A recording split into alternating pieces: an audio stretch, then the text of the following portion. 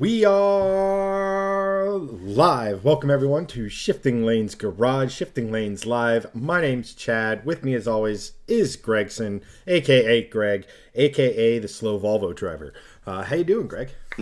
AKA meme lord of our supporter group. Oh, Um, you just bring out our supporter group's creativity, man.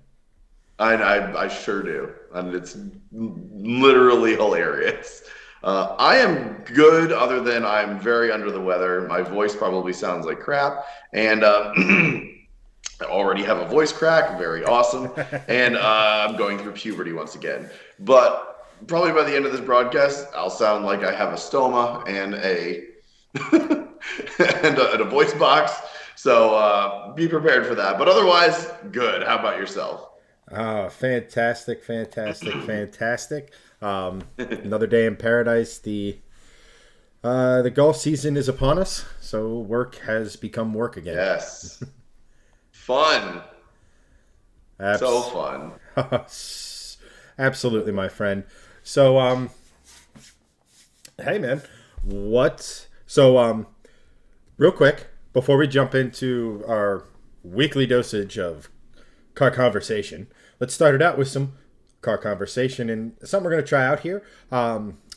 Greg, if you've noticed, Greg and I have been releasing vlogs on both my car and his Polestar. We're going to be keeping that trend going for a few weeks now. So we figure here we're going to Yep. do a quick little recap and then kind of tease what you can expect from Shifting Lanes Garage over on YouTube this week. So, Greg, what you been up to with the Polestar, buddy? Well, so last week's video was all about what's been going on since like last September, because I had a whole bunch of videos shot, and life sort of has kind of got in the way a little bit as far as like sickness is concerned, just figuring out what to do with the car itself, as well as just like the holiday season. And honestly, it was just like a whole bunch of stuff that I wanted to kind of like get out there that I had shot, that I wanted to at least update the community on before I go into like sort of the next phase of doing videos on this car, which is like just some, overall vlogs, doing things. There's also, car show season coming up. There is Carlisle coming up. So I just wanted to like give an update on the car itself, which is what the last vlog was. So if you go to our YouTube channel, Shifting Lanes Garage, you'll see that there. It's basically my car was still broken. And what that meant was, we installed the downpipe a long time ago, back in September, October of last year. I got a tune from Hilton on it, and the tune was okay at first, but since then the shifts have been very rough, and the car just sort of like deteriorated a little bit as far as that's concerned. The tune is not as good as I thought it was initially. I'm still getting a power sapping between 3 and 4,000 RPM, and it's just not really, it's not an optimized tune, which is fine. Usually you don't get a tune and it's perfect from step one. If you do, that's amazing, and that's pretty rare. So what Hilton has you do is you get some data logs, you send it back to them. I did that recently, but the problem is I haven't heard from them in a month and a half, and that's apparently a common thing that's going around in the community right now. No one can really kind of get a hold of Hilton Tuning or Rob Hilton himself. So with that said, I'm waiting on a tune, and that's sort of where the video left off. It's sort of a broken car, but it's not a broken car. It's running fine. I actually have since flashed it back to stock, and that's alleviated some of the problems. So the next video I will be doing is about sort of my ownership over the last 2 years. Because I've actually owned the car for 2 years now, and I've also crossed over 50,000 miles. So I've had it for over 20,000 miles now, and it's going to be sort of what the 2 year ownership process has taught me. After that, we're going to retune the car with a different one. It's the TDI box from TDI Tuning, which I will be purchasing tomorrow, actually, because I just did my taxes today, and we have good news that I don't owe the government an infinity billion dollars. So I will be able to purchase that box and sort of go through the tuning process with them on it, because they actually offer tuning on that thing. It's not just a plug and play and then you're done. So that's sort of what I just videoed, what's coming up tomorrow actually on a vlog, and what's going to be next week's vlog as well. Awesome, man. How about yourself? So, to those of you who want a quick recap, so the last Mustang vlog, we actually did a kind of a brief breakdown on the three main ways you can boost any naturally or any car, you know, turbocharging, positive displacement supercharging, and centrifugal supercharging, which is the route I went. We kind of dive into the benefits of each, the downsides of each, all that other stuff.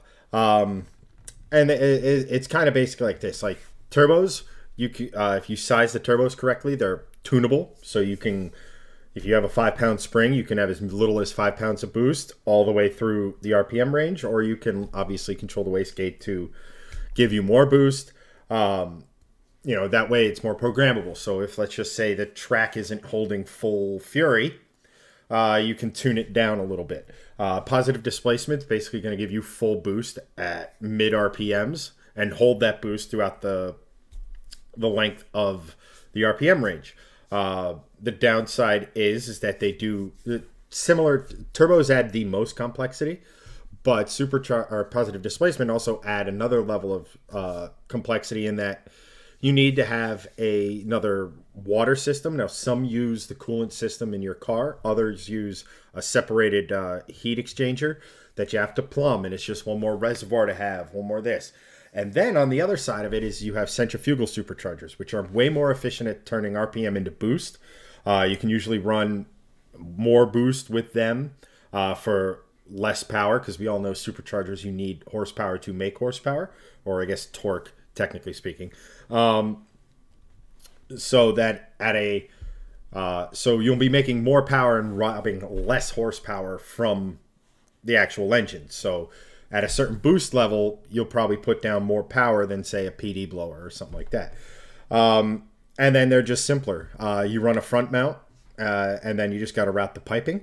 And I like them because if you keep the RPMs down, you keep the boost down, kind of drives like a normal vehicle. But when you stand on it and you get higher in the rev range, make more boost. Obviously, the RPM is going to determine how much boost you make. So the more you're into it, the more power you make. So it's almost like having a street mode and a track mode without changing anything. And I kind of like the sounds, that it sounds like a supercharger, but also has a blow-off valve. It has a gear set whine, and it has induction noise coming from the snail. So that's kind of why I went with it. You have like a weird combination of supercharger / turbocharger noises coming at you, which is funny. Exactly. So like it's a visceral experience. Not that a regular supercharger whine or turbo noises are bad. I looked at all of them. If money was no object, I probably would have gone turbocharging. And if I had decided on what type of boost I wanted when I started the build, I probably would have gone turbocharging. Just because my car, when I did the intake manifold, I had one eye on boost, but not fully. And then I put long tube headers on it, which was not inexpensive. So I didn't want to have to go through the rigmarole of trying to sell those to turbocharge it and everything. So I think this is a good foray into boost. Who knows, somewhere down the line we might turbocharger or something like that. But that's many years and dollars away. There's still a lot that needs to be. It's an absolute ride to drive. I mean, the thing is an absolute cruise missile now. And just that linear power curve of just as the revs increase, the horsepower increases, and that constant. So like a turbo, you wait, and then you get boost, right? A supercharger is, and then it's making the same boost. So you, with a centrifugal, you have that constant feeling of being just thrown in the back of your seat. So and not for nothing, they're a little better suited to drag racing because of the mechanical boost ramp. And while I don't want my car to strictly be a quarter mile or a drag racing straight line machine only, it is the easiest track to get to. So that was part of it. As far as what's coming up, basically the last odds and ends of the build before we go to the dyno. So this will be the last video before the 2 dyno videos. You guys are getting spoiled. Most builds only give you 1. We're going to be giving you 2 dyno videos, which are incredible. Those are next week. Can't wait. But before we kind of go any further, I see Doug, Noah, Andrew over on YouTube, Steve, anyone I forgot, I apologize. But welcome everyone. Thanks for hanging out. Thanks for watching it. Thanks for joining. Andrew over on YouTube, my S80 could be a seal. Hold on. I keep smelling something burning under the hood. Could be a seal. Good luck, my dude. What is a burning smell? Seal? Yeah, I know. I don't know enough about that specific platform, but I know, depending on mileage, generally speaking, for most cars, but specifically Volvo's, cam seals are a bit of a thing. Greg, you have any light to shed on S80 woes? It's an old Volvo. It's gonna burn oil. Period. Quite frankly, but if it's burning a lot of oil, just check the oil levels. Check your PCV system. Do the glove test if you can, which is when you basically unscrew the oil cap, put a, how's it pronounced? Nitrile glove over the oil cap. Put a rubber band around it so it stays taut, and start the engine up. If the glove blows up, your PCV system is shot. If it sucks it in, not into the engine, but if you have vacuum and sucking it into the oil cap, then your PCV system is good. Usually that system can give you sort of a false oil smell. There's any number of things with those old Volvo engines that could be going bad, but the 2.9 specifically, they do burn oil, and you might just be running a little low. Check your levels, and yeah, if the PCV system checks out, if your levels check out, take it to an indie shop. Don't take it to a dealer for that. They can probably tell you. It's a seal if you have a leak. It's one of the seals if you have a leak. If it's just a burning oil smell, you may just have a very slow drip or leak somewhere, which, for an older engine, 20, 25 years old like that, it might just happen. Tough to diagnose just looking at it, but take it to a reputable independent shop, and they should be able to help you out.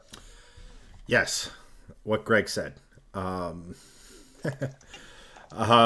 Steve goes, did an oil change yesterday, found little flakes, dumped the whole bottle of Lucas. Seems to be running fine, inline 6 life.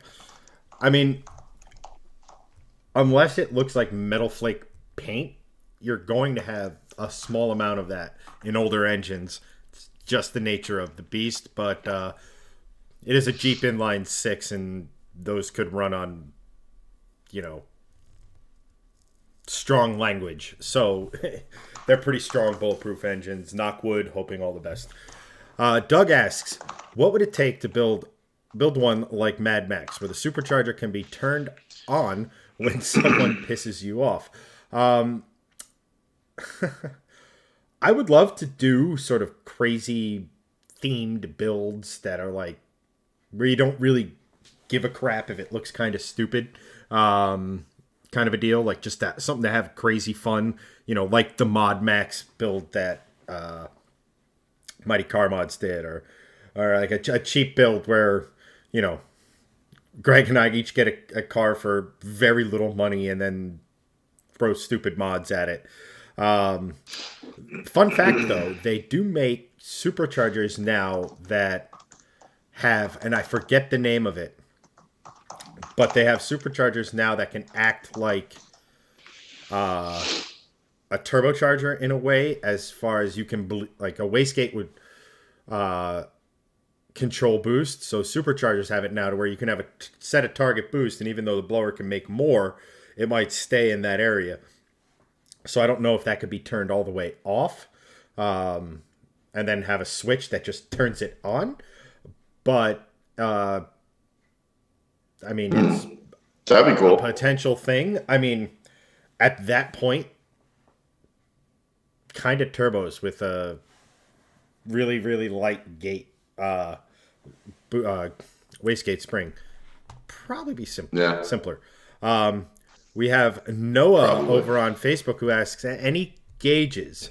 That was for you talking about your Mustang. So I will probably within the next few months. The next time it goes to Blue Sky for some body work, I'll probably be installing a boost gauge because right now I just have a vacuum gauge, and I'm not really 100% sure why it makes vacuum.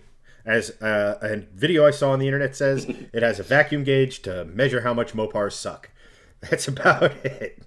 So I know the EcoBoost is gauge is pretty plug and play, and that makes way more boost than we're going to be making. So probably, but when next time it goes in, that I'll probably be installing a boost gauge just as a health thing to make sure like a blow off valve isn't stuck or we're not slipping a belt under high load. Even though we're not supposed, we shouldn't be slipping belts. It's just nice to, when I had all my issues with the C30, the boost gauge kind of told the tale.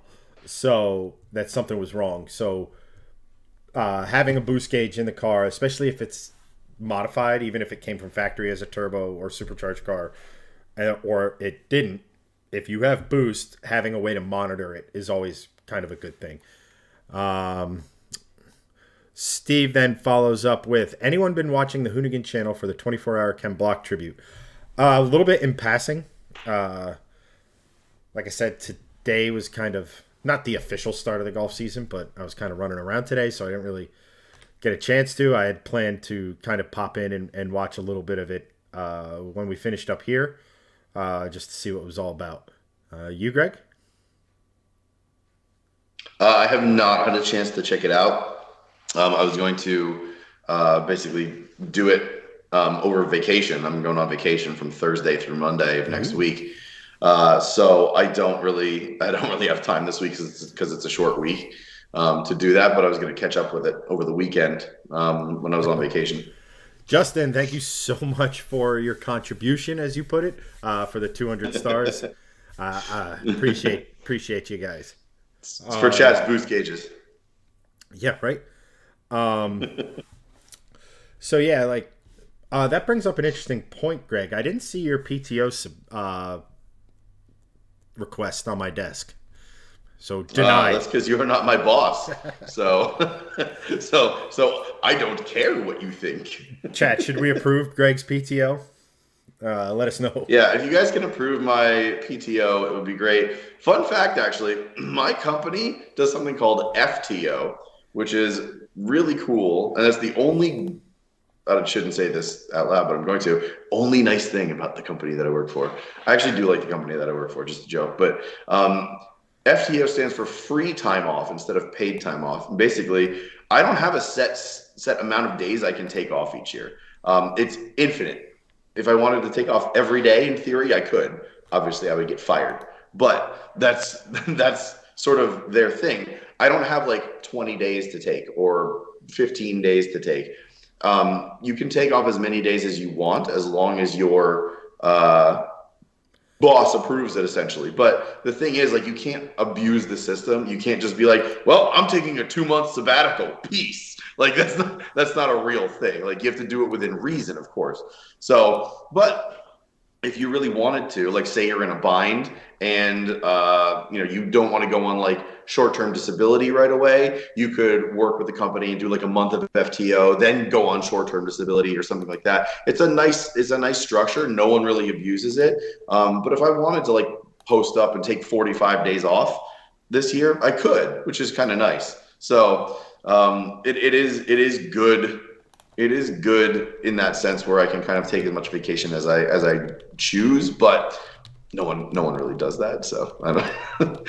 But it's nice to not have to be like, oh, I have to only use 20 days or whatever. Interesting. So that actually is an interesting point. I have a friend who works over at Car Gurus, and like their time off is like insane. Like I guess it's fairly common in the tech industry to like, what's that? You need 2 months of you time? Sure. What? Yeah. Huh? Tech industry will let you have a 2-month sabbatical. It's kind of nice. But not for nothing.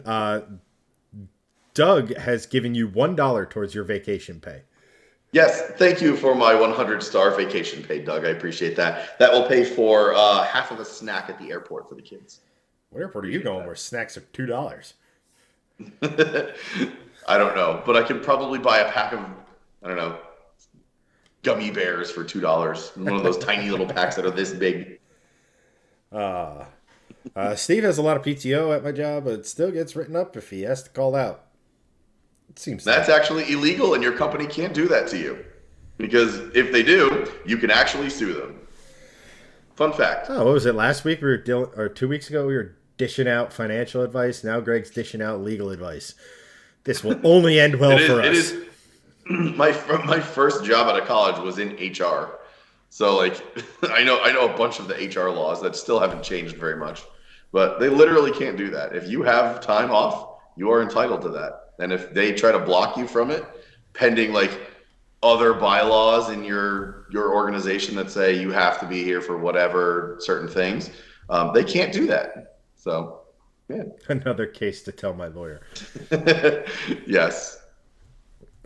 Get the Soleil law group that's representing DDE in the Sledgehammer case. Those guys are awesome, man, and I got to They imagine are awesome. with Team Hairline, they're great. yeah, I got to imagine with the videos and stuff that like, and just how like, so obviously the parties involved against DDE aren't the most, we'll call them intelligent, or they're not doing things the right way, or Yeah, the way you can say it. They flat out dumb. And the fact that these guys look like they're just owning them, they have to Yes. be. I mean, their phones have to be ringing off the hook. Like it's got to be. I would imagine nuts. Yeah, yeah. If I had a case out in California and I was a fan of the channel, they would probably be my first call. Oh, absolutely. Like it's actually with all that DDE's doing, and like how I'm curious about this car or about that car. You know, the Ferrari, the SVJ, the other Yeah. Ferrari. Like the legal stuff is actually some of their most compelling content. I was gonna say it's very interesting to me, just because I'm curious as to like how it all works. Because DDE was sort of famous coming up when they did like a lot of the police videos, like police illegally or unlawfully pulls over supercar owner in Beverly Hills or whatever, like those super clickbaity stuff they did like a couple of years ago. Like those videos are always interesting just for like interactions with law enforcement. But like this is sort of that other side of that law enforcement that we never really kind of got to see with those like cop videos. So now it's sort of an extension of those videos, if you will, and it's very sort of at least to me, it's very interesting to kind of see the whole process. Sort of like a real life car enthusiast Law and Order, if you will. Oh, absolutely. Steve did take time off for Carlisle this year, which is awesome. Good man. Steve, speaking of that, please shoot me a DM on Instagram and let's chat about purchasing your tickets, sir, with the generous donations of Doug and Justin and others from last week or 2 weeks ago. So yes, let me know, and we will purchase your ticket for you. So yeah, get in touch with me tomorrow. We'll figure it out. Fantastic. Yes. Mark, what is up? Yes, Carlisle. Mark is a buddy of mine, lives in Virginia, and he is coming to Carlisle for the first time. So Nice. I'm excited to see you there, brother. Sorry about that. Better be. No, I have a friend of mine who's asking me baseball related questions, and I was like, just give me a minute. To anyone who gives a crap, the question was, how important is it to be a lefty to play first base? If the coach is any good, not important at all. It's all about catch radius and mechanics. So, fun fact, or fun side note. Yeah, Steve, slide right into Greg's DMs. Yeah. All nice and gentle like. Yeah. Enter gently. A YouTube channel that I probably over the last week or so that I've actually started getting like watching a lot of their content is actually the Baseball Bat Bros. Because it's kind of nostalgic because like they don't. It's not like a baseball channel where they're like just teaching you how to do stuff. They're just reviewing like metal baseball bats, and it's like it takes me back to when I played in high school and college and what have you. It's Nice. actually it's pretty. It's like you wouldn't think it'd be compelling content, but it's actually pretty interesting. That's cool. Steve is not I could gentle. get into that. I'm not gentle. Well then, do not slide into my DMs, please. Slide head first. Please no. So I guess Greg, Yes. we didn't get to this last week, so this might seem like a good opportunity to kind of jump in and discuss one of the topics from last week that we didn't actually get to. But that is Yes. so if you're we've all just seen two things happened in the last 2 or 3 weeks, right? You had Dodge release the last call Demon, which is again Yep. obscene, and not learning from their mistakes with the original Demon. They left off two key things that the NHRA are like, just come on. They're simple and easy, put them in. But a drive shaft loop, and a parachute, because as they showed off, they're doing 150 through the finish line. Yep. And the NHRA requires one parachute if you're doing 150 or between 150 and 199 across the line. Two parachutes if Yep. you're doing over 200. So it's like, this car's great. We can't do it. But the upshot being that I forget if it was a high octane or just the E85, but they were running that speed on E85. So if you run it on 93, you'll be slower, but your mile per hour will be lower. And then to follow that up, Chevy announced that I think it's 24 will be the last year of the Camaro, Yep. which means in 2025, the only pure, I shouldn't even say pure, but the only American muscle car badge car, whatever you want to call it, even though it's kind of moved away from being a pure muscle car, I would call it a modern muscle car, is going to be the Mustang. Yep. And I know Dodge has their electric thing coming, and I know electric cars are actually, apart from the noise, very muscle car-y in the fact that they're ballistically fast in a straight line, don't really have enough brakes to be driven around a road course in a lot of cases. See Tesla. And they're Yep. heavy as crap. So like, That's basic. Yeah, like fast EVs are basically muscle cars without the engine and the noise. right, Like by definition, they pretty much are. right. But it does beg the question, is the muscle car as we know it pretty much dead? I mean, granted, Ford looks like they're going to Yeah. carry the torch with the S650, the Dark Horse, the inevitable Shelby variant. They're kind of the last ones standing. I mean, I understand, like, if you want to really break down definition of muscle car, you could bring in some. Whoa, I'm not doing that to chat, by the way. I don't know what the heck that was. Chat, just hit the reset button. I think someone might have deleted a thing because I don't see the comment from someone about the new Mustang. But at any rate, I know like you could sit here and say like an E63 AMG is kind of muscle car-y in the way it performs, but it's also stupendously expensive. The ethos of a muscle car is being affordable. Right. And so like that doesn't really, I mean, so it's just, is it a sign of the times? Or I guess I'll pose this question to you and chat. Is the muscle car dying as we know it? So the internal combustion muscle car. And if you don't think it is, do you think, for example, Chevy in a couple years will introduce Gen 7 Camaro? A new Camaro. We'll just call it that because I don't know my Camaro generations because Mm. Camaros. Um, Completely made up word, by the way. The original name was Panther.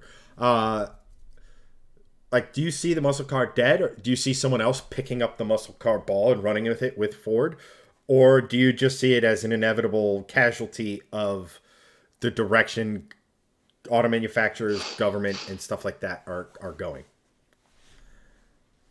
So the first part of that is yes, I see the muscle car as basically dead, but I see two parts to that. I see the new muscle car dead. Obviously, the muscle car isn't dead overall because you have. Well, actually, let me get to that point in a second. The new muscle car is dead in the sense that OEMs and manufacturers aren't going to be producing these cars the same way that they have in the past. Obviously, like you just said, Camaro gone, Charger, Challenger, as they have been with internal combustion, gone. Sure, they're going to e-muscle, but you know, as we know, muscle cars as a whole, yes, they are going to die. Mustang being the last one, probably again will still also be the last one, and that will eventually go away. Second part is muscle cars won't die infinitely, you know, or definitively, I guess you could say is a better word, because you have so many of these independent shops that can continue to develop platforms and restore cars. Our buddies at Blue Sky that did the work on your Mustang, Chad, perfect example of that. You know, they are producing restorations and cars of, you know, rusted out, you know, buckets that people have money for and want to restore and put back on the road. So it's not like these shops are going to go away anytime soon, even with federal regulations, because you know you can regulate the hell out of the OEMs, but you know these shops are small batch. You can't regulate small batch at the federal level. The state level maybe a little bit more, but state usually follows federal as far as large overarching automotive laws are concerned. So I don't see small shops going away in that sense for a long time. So, One other, sorry, just to no, continue on that point. I want to keep you talking. I want to see that voice I, disappear tonight. yeah, my sick voice is I'm gonna start sounding like Phoebe from Friends when she's like super sick, and I will promise I'll sing "Smelly Cat" very sexily for you later. But the last point of that is, well, I don't see the muscle car completely going away forever. So I've been doing a lot of predictions on this stream, and I'm going to do another prediction right now. What I think is going to happen is all of these muscle cars are going to go away, and all these internal combustion cars are going to go away, and then we're going to get a breakthrough on synthetic fuels and carbon neutral stuff. And then once that happens, OEMs are going to realize that, well, and they're starting to realize it now, that making EVs is incredibly expensive. The Earth also doesn't have enough lithium scientifically to produce the amount of batteries we need to make EV cars globally acceptable in every single way. It does not exist. In the same way that we don't have enough oil and petroleum deposits in the earth to make internal combustion exist forever either. So there has to be sort of a breaking point. But again, like I've said in the past, I don't think EVs are the answer in full. I don't see them becoming to 100% adoption, maybe 40% of the market tops. I really think it'll cap out around there, maybe 45%. But I really think that you're going to start seeing synthetic fuels and carbon neutral fuels come back, as long as synthetic oils, as far as fuel and oil combination, to make it sort of a net a carbon neutral thing, where you're going to see companies be like, oh, we can do this again, and they're going to start producing these cars again. I think it's going to take a little while. I think it's going to take probably 20, 30 years, but they still will have the technology to make these cars and everything. So I think that is my prediction of what's going to happen. You see it kind of with GM right now. They're going with this huge EV push. I think GM is going to go totally EV. Then in like a decade or so, they're going to be like, oh, this is really expensive. And they're going to start reeling back from it. And then a decade after that, they're going to say, oh, well, these synthetic fuels are all out now. We're going to go back to producing internal combustion, but it's all clean. because of the synthetic fuels, and it's all carbon neutral. So that's my prediction to see how all of this is going to pan out. So a couple of things, just piggybacking on what you said. Then I'll touch on what chat's saying, and then I'll kind of give you kind of my thought process on it because there's a couple things I did want to mention. Number one, Mark Anthony over on Facebook. Uh, and then Doug also had a point on this as well. But he says, you're right, Greg, unless we get a breakthrough for electric energy storage, because lithium ain't it on a mass scale.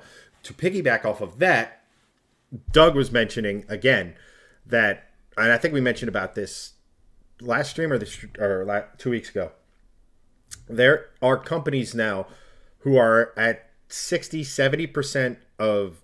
So if you have a pound of lithium for energy storage and a pound of sodium for energy storage, the sodium is like 60, 70% of what lithium is. So you're going backwards as far as mass per unit of electricity stored.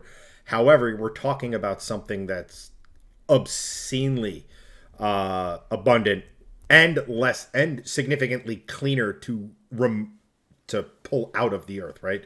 The problem with nickel, the problem with cadmium, the problem with lithium is that it is really devastating to mine that. The byproducts from the mining process is out of this world bad. Like GM just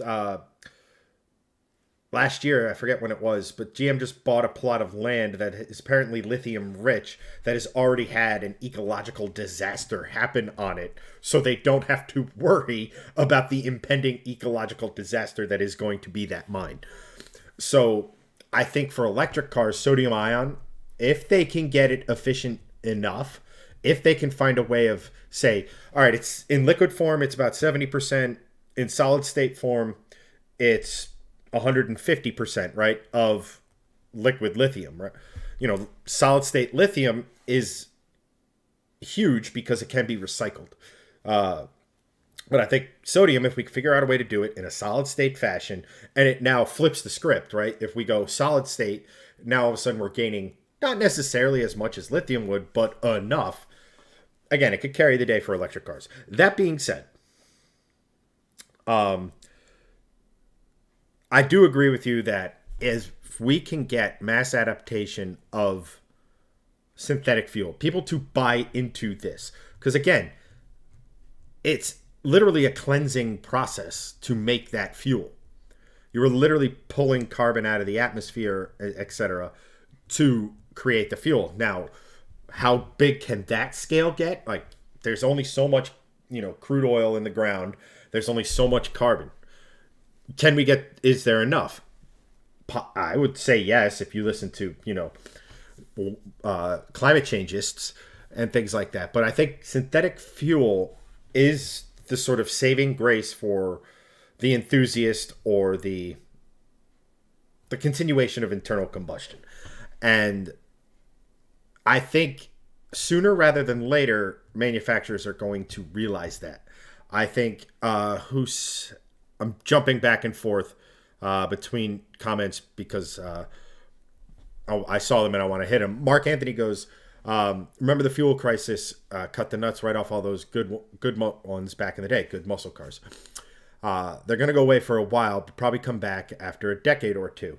The enthusiast market is so passionate, and the passion for these cars and the excuse for, say, a Chevy to take a sedan platform, make it a two-door, charge more money than they would have for the sedan, right? That temptation's great. And I just think eventually, convergence of everything, right? Electric cars. I mean, even if we had all the raw material in the world to store all the electricity to give every person of legal age in the country or whatever an electric car, it still doesn't come even close to the elephant, which is how in the heck are you going to charge a bunch of electric cars in New York City without the grid just falling to pieces? And on the flip side, how are you going to charge, or how are you going to have a vehicle where it's a half hour, 45-minute charge in the middle of nowhere, Colorado, where your neighbor's 15 miles down the road and it's a hour drive to get into town? You know, until those two things are kind of figured out, there cannot be 100% or even 50% electric car adoption. It just can't happen. So, and I have one more point, but I want to get to everyone's comments in chat real quick. Doug, uh, the Mustang turns 60 either next year or 2025. Feels this time around. I think they'll go to that and then call it a day. I don't know about that, man, because one of the companies with Porsche that is supporting synthetic fuels is Ford. And I don't think Ford is putting a ton. I mean, a ton.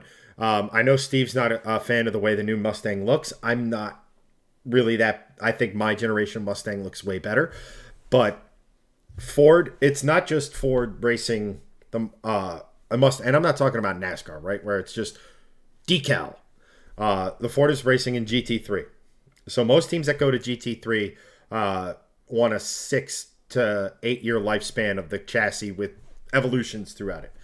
They just launched a brand new car for the Aussie V8 series. Now, granted, so did Chevy, but Ford is just more aggressive across the board with that stuff. So there will always be a place for the Mustang, especially when the Mustang is the only one left. Let's see here. Mark.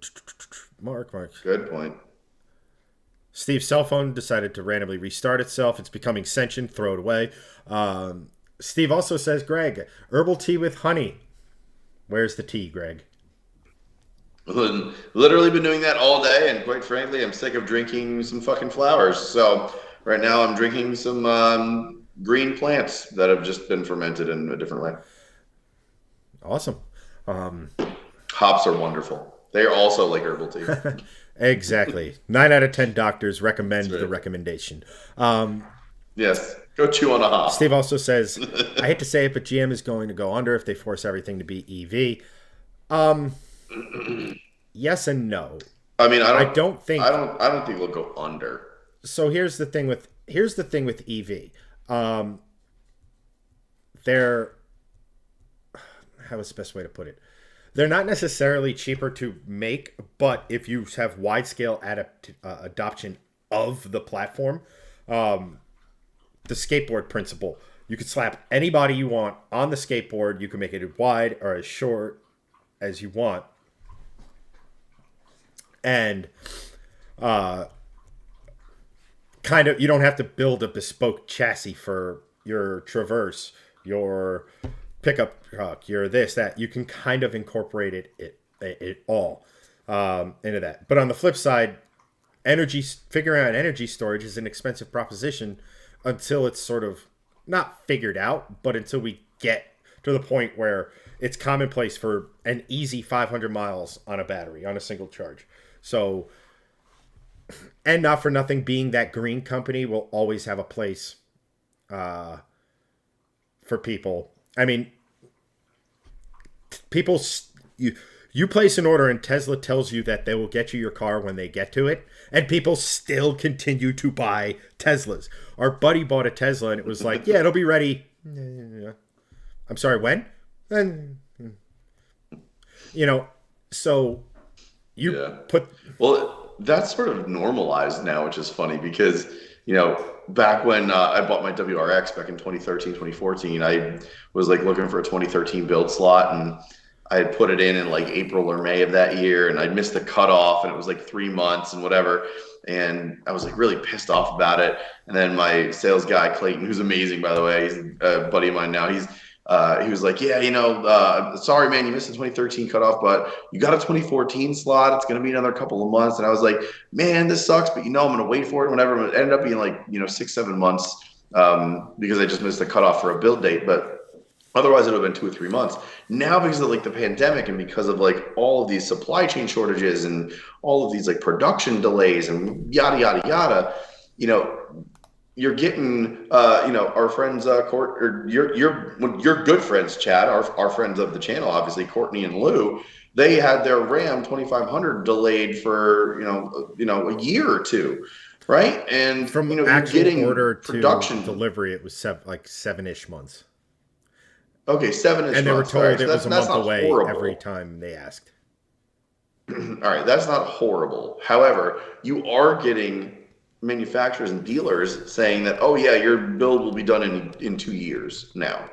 And that's sort of like what Tesla has been overall since the beginning is like, oh, your build will be done in, a year or two. And it's pretty crazy. Like that's sort of a normalized thing now. Whereas if you just went on a dealer, you can just get that car, obviously. But if you're looking for something more bespoke or custom or built to your liking, that's what you're getting now is a couple of years, which is crazy. And to your point of like, you know, that's what Tesla's done. Like if GM goes down that all EV route, they're a bit larger than Tesla. I don't feel like they're going to have the same sort of crazy production delays like that, but they are going to turn a lot of people off. They're going to, ingratiate themselves to the EV crowd. But the fact of the matter is, like, can they get enough EV people to adopt GM EVs to make it worth their while? I don't think so. But I'm also an N of one, so I'm not really an authority on that. Um, So I look at it this way, and I'll ask you this, Greg. What is the one vehicle that moves the needle the most for the big three American auto manufacturers? The type of vehicle. What moves what needle? Sales So, what do needle? they sell the most? And, you know, I guess sales wise, what type of vehicle do the big three sell more of than any other type of vehicle? Oh, small crossovers. Actually, what Doug said, pickup trucks, Right. full Trucks. I size, always forget about the. I always forget about trucks because I'm not into trucks. But full yeah, trucks. Right. size pickup trucks. The top three selling vehicles in this country are typically Since forever. the F 150, the Ram, and the Silverado. And the thing with Yep. if Chevy goes 100% EV, that is a massive amount of sales just disappearing because the Oh yeah, 100%. EV trucks are not figured out. If you're a weekend warrior who maybe goes to Home Depot once a month, maybe it makes sense. If you are someone who uses a truck as a truck, they're not it because you can't tow It's anything, you not. can't carry anything. When you put weight in it, you're whatever. Let's say you have a 300-mile capacity tank of electricity that drops almost in half, if not more, almost by 2/3. Whereas if you have the equivalent gas tank and you have 300 miles of gasoline, it's maybe 20-30% loss. It's just the way the energy density. I mean, that's not true. You can tow it, just not But far. what I'm saying is that it you're a contractor. It takes you. You have to. You're constantly going between job sites, moving stuff around. You might put 150, 200 miles a day on your vehicle, and if you have big, heavy loads in the back, you're going to have to stop to recharge at some Yeah. point. And regardless of whether or not that's 15 minutes, that could be done during a lunch break. That does not matter to the American buyer. It's the fact that it could Yeah. be at some point 1% of my life inconvenient, and I don't want it. So Yeah. I think EV trucks right now are for foremen. They are not for workers or people that need to actually haul shit. It is for foremen that just drive from job site to job site locally. That is it. pretty much, That's and it's what basically that's the what EV weekend trucks are warrior's for. vehicle. The guy who wants Correct. a truck but could probably get away with another type of vehicle. So that's the big thing. If Yep. they wave goodbye to those sales, I don't know, man. That's really tough. I mean, I think they'll become niche. They'll become almost a slightly older version of Tesla. And Yeah. as Christian said, Rivian is working on it, but it boils down to how much energy is in the tank. And gasoline has way more Yep. energy dense than a battery. A battery is way more efficient at converting it into energy, but you cannot make up for the lack of overall potential energy stored in that sense. Right. Uh, they might have, Mark, as far as the U.S. Forest Service ordering a bunch of EV trucks. But again, if you're not, it makes sense if you're not adding weight, right? If you only want to put like 500 pounds in the back at most, they make sense. Uh, if you want to tow or you're routinely doing stuff, they just won't work. So goodbye the entire heavy duty, the 2500s, 3500s, and above. Bye bye. Until we can figure out how to Yeah. have it so that the truck with any sounds kind of Monty Python, right? How much can a truck, an unladen pickup truck go? How much? An How unladen much can truck a fully swallow. laden truck go? Right? But until they like sit here and say like truck on one charge, 1,000 miles, 300 towing or 400 towing, then the trucks start to make sense. But that's the weird thing about it. But my, This is why I thought trucks were going to go hybrid well before EV, because a hybridized truck makes a lot of sense. You get a EV pack with a potential range extending ICE, sort of how the Chevy Bolt does it. Like that setup makes a ton of sense for trucks because you can still get EV torque with internal combustion.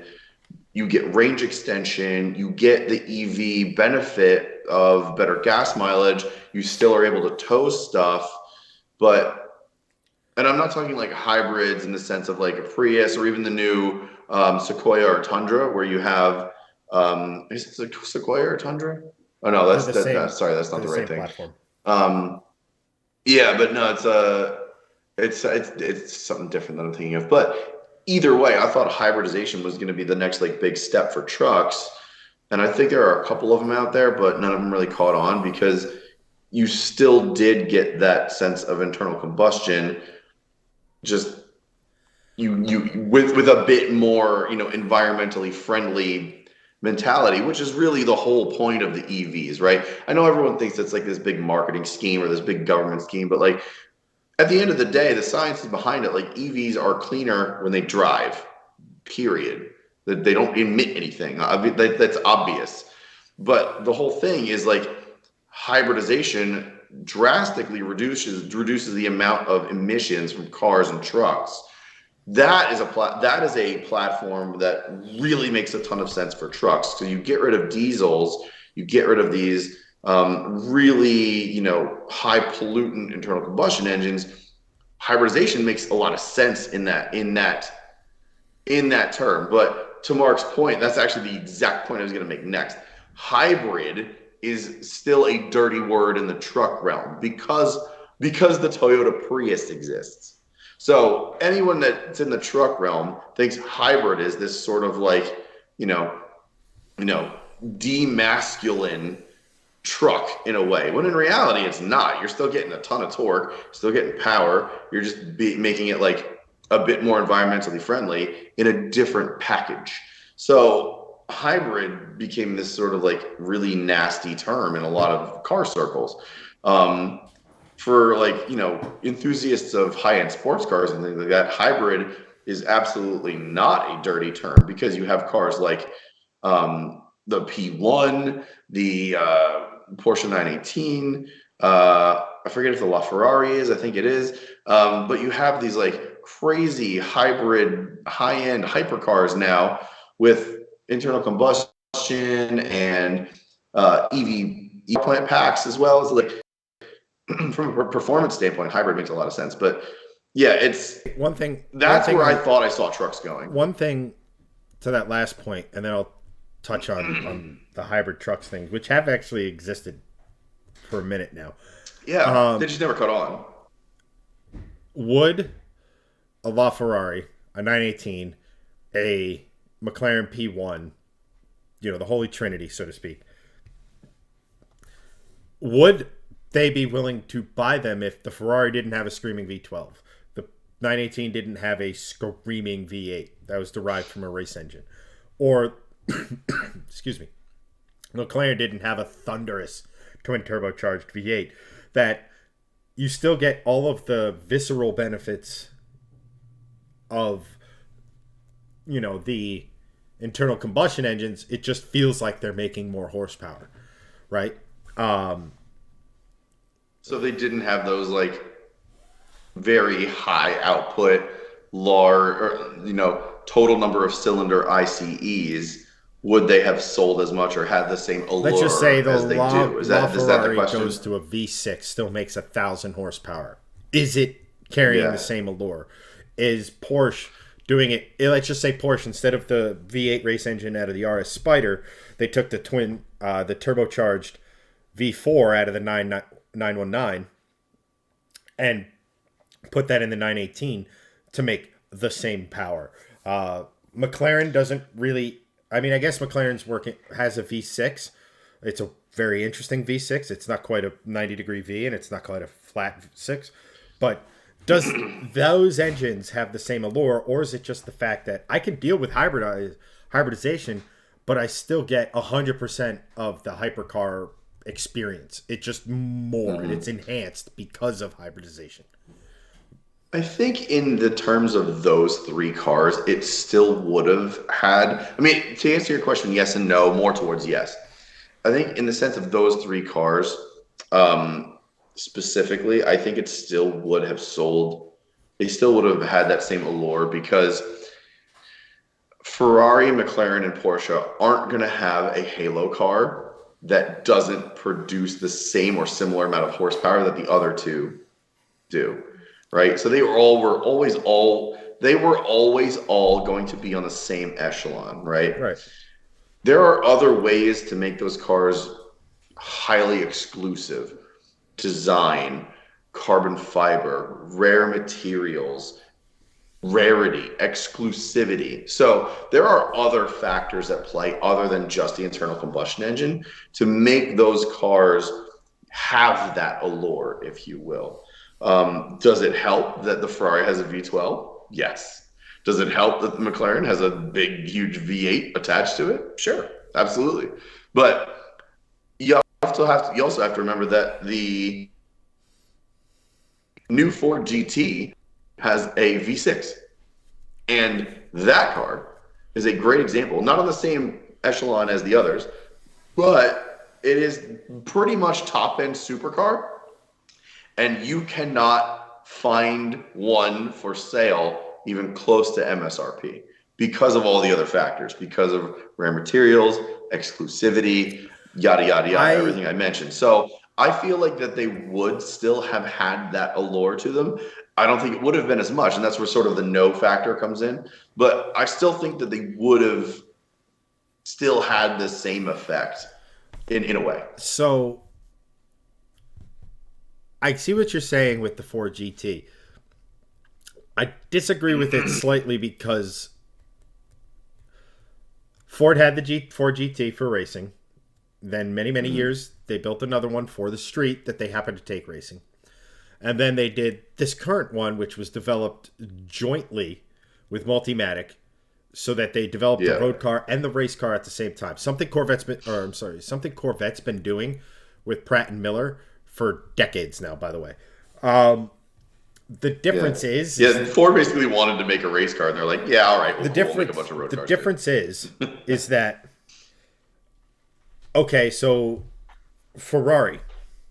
Ferrari's going to make a Ferrari, right? They're going to make a supercar. They're going to make a hypercar, right? Yeah. There's another one coming. That there will be a successor to the LaFerrari. There will be Porsche will do the same thing. Porsche will do the same thing with the 918. There will be a successor to it. McLaren went backwards. They built a faster car in the Senna, which, in my opinion, is not a very good-looking vehicle. But, no one thinks it's a good-looking vehicle. Only the Air does. So, yes. But McLaren, all McLaren makes is mid-engine sports and supercars and hypercars. So you know that another Right. one's coming. And again, Ford, on the other hand, has made three GTs. They've made the original one. They made the one in the mid 2000s with the supercharged 5.4, and they made this one. They've made three. And there's no guarantee that they will ever make another one. So, from a strictly commodity perspective, regardless of what, as long as the engine in the Ford GT makes enough horsepower, it will be valuable because of a Ford GT is more rare than a mid-engine V8 Ferrari. Just they just are. Totally. So that's going to Yeah. command pricing and stuff like that because again, you Yeah. don't know if they're ever going to make another one. They probably will, but it's not going to be the same. It might even be 100% electric. We don't know. I mean, if they could slap a V6 in something where clearly a V8 should have gone. This is also Yes. piggybacking on Doug's point about the pickup trucks is the fact that Ford had a hard time selling that EcoBoost engine. And that EcoBoost engine is one of the best engines made in the last 10 years. That V6 EcoBoost engine, those things will be the next 2J as far as something that was put in more cars than you thought, and you'll be able to get crazy horsepower for not a lot of money out of them. Topic for another day. But I look at it from this standpoint, and that is trying to bring it back to trucks, which is where we kind of went off on this tangent. Ford makes a hybrid pickup truck. It just so happens that sure you could get some extra miles per gallon, or it's an onboard generator that a contractor can use, right?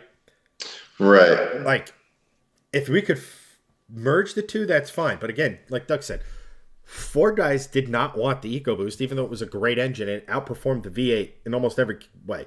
The Coyote was not designed to be a truck engine. It was a performance engine that they took some compression out of, took some timing out of, put a different intake manifold on originally. Now, the Gen 3 Coyotes that you find in an F-150, the only difference is an intake manifold.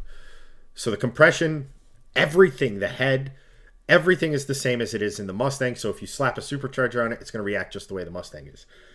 Truck buyers are arguably the most set in their way buyer.